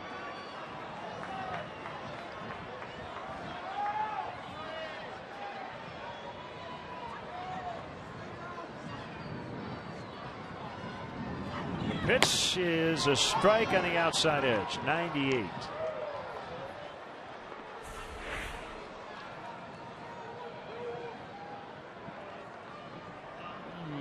Top of the zone, right on the edge. Sometimes you get that call, sometimes not. 4th time he's come to the plate with at least 1 on base. As you mentioned the last time, the bases were loaded and he struck out. That was against Marshall. A fly to right. Bruce, not too deep, makes the catch. Navarro will not try to tag. No reason to chance it here in this spot. Down 4.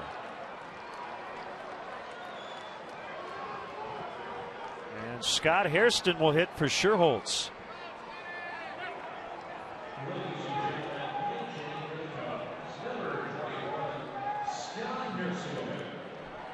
Hairston with a 2-run homer to give the Cubs the lead yesterday against the Padres. He's homered twice this week. And the wind was blowing in yesterday.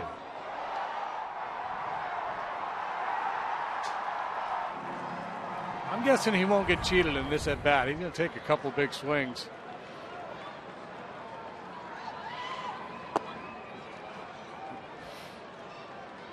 Disregard that breaking ball. If you get ahead and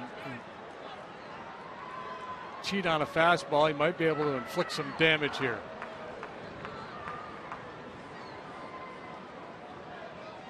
Bases loaded, 2 outs. Chapman's 1-0. Ooh, line foul. Navarro just got out of the way. And fortunately, so did everybody else down in the bullpen. Good swing. Dropped the head on this fastball, moving down and in on him. Able to clear the front side and hit it hard, but foul.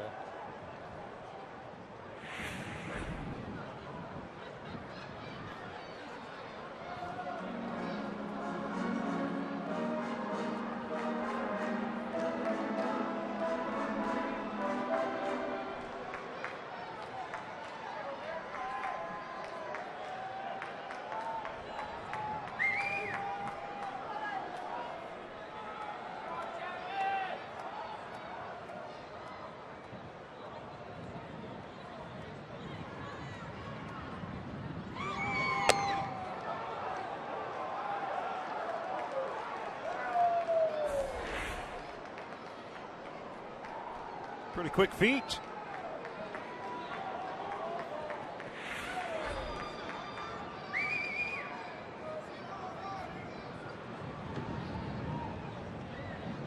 The 2-1. Outside, 3-1. That ball back. Unable to steal the call. That fastball clocked at 99 miles an hour. Scott Hairston has homered every 11.3 at bats. That's the second best ratio on the club behind Cody Ransom. Try to keyhole here. And he takes it for ball 4. Navarro will score at 6-3. And that'll bring up Castillo.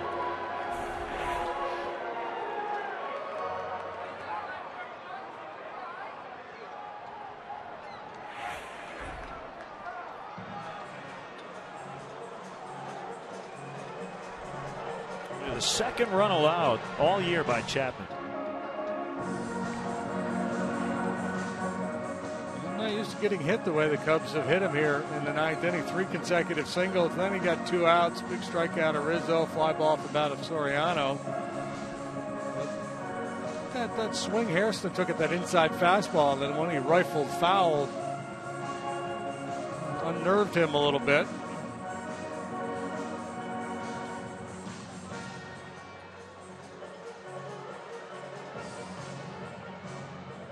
Dusty Baker probably didn't think he'd have to sweat this one out, bringing Chapman into this 6-2 ball game.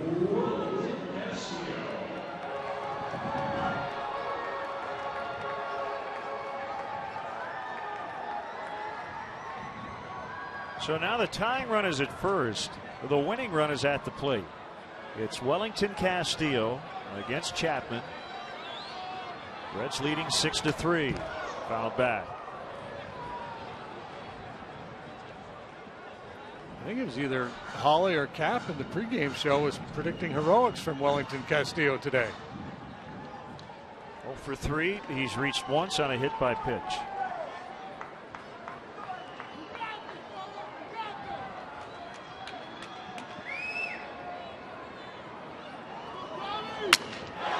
A little flare and a base hit. And now the tying run is in scoring position, as Castillo broke his bat but knocked in 2 in the process. 6-5.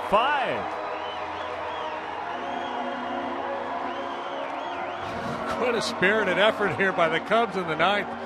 Off Aroldis Chapman. You talk about a bat dying a hero. This bat shattered. But it drives in 2 as he gets to the 98-mile-an-hour fastball.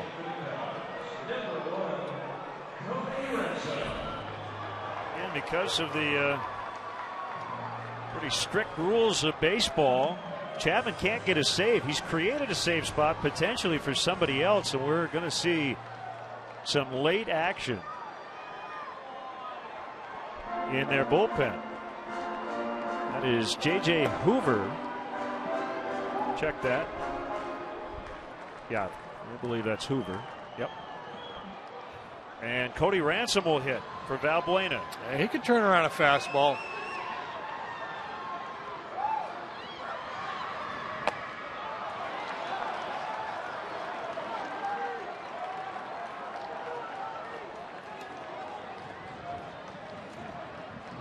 It would be nice to reward these fans who have stuck around on a cold, rainy day.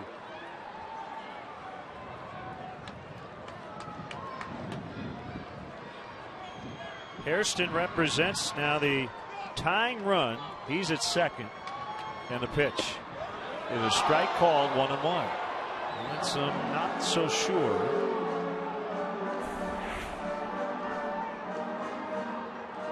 It's a dart to the outside corner, down around the knees. That's a tough pitch. If I were Cody, I wouldn't want that one to be called either, because there's not a whole lot a hitter can do with that. Not this time. That one a little further out.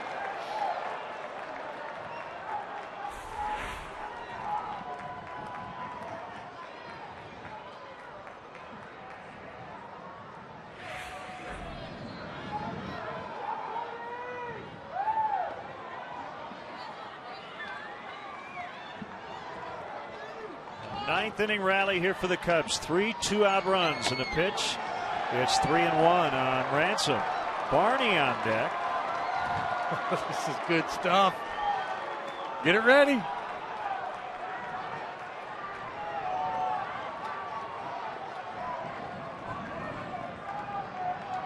This is the time to be aggressive here.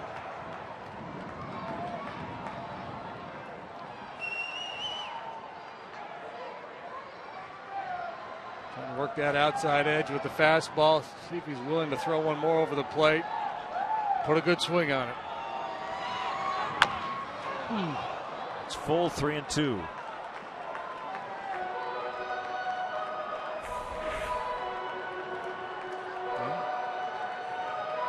Over the heart of the plate, down a little bit. Just couldn't get the head of the bat out in front. It's a little late getting it there.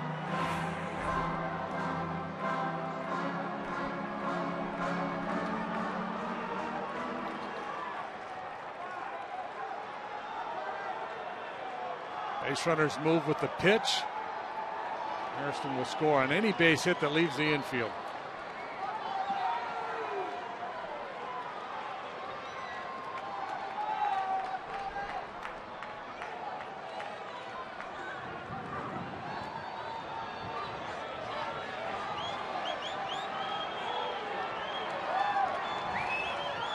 Runners go on the 3-2. Ball 4.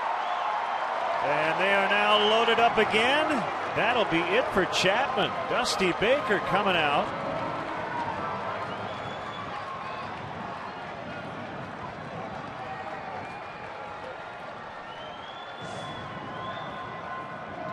I'm just going to go on the record right here. If the Cubs win this game, that does not mean that we're singing every day. The Honda call to the pen. We'll negotiate. 6-5 Reds.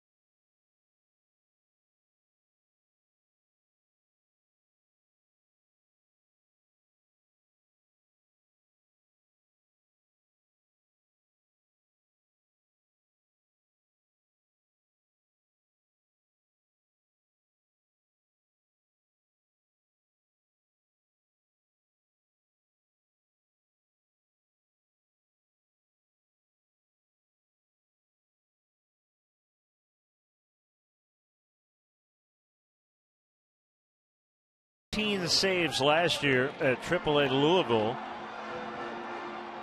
He has one career save that came last year with the Reds.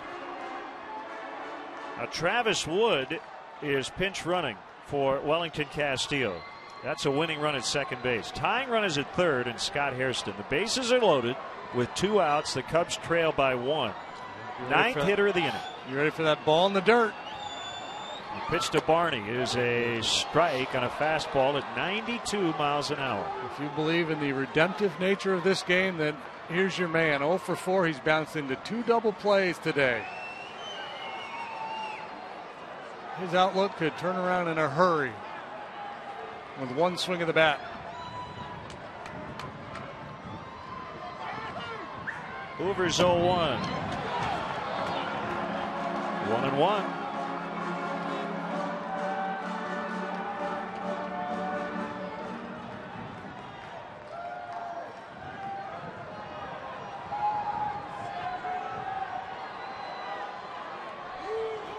His big league debut a little over a year ago. His 1-1 pitch is hit foul. Cubs down to their final strike now. 1-2. Travis Wood, who represents the winning run out there at second base, is getting a nice aggressive lead. Good secondary lead too. The Cubs infielders are disregarding him. They're not trying to tighten him up at all.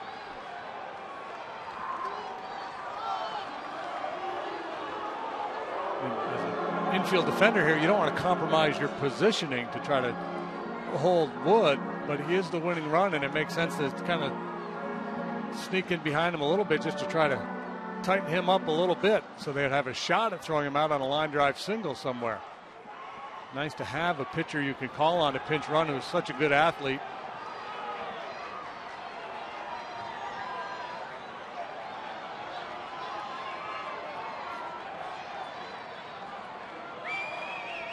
The 1-2 pitch swung on and missed, strike 3.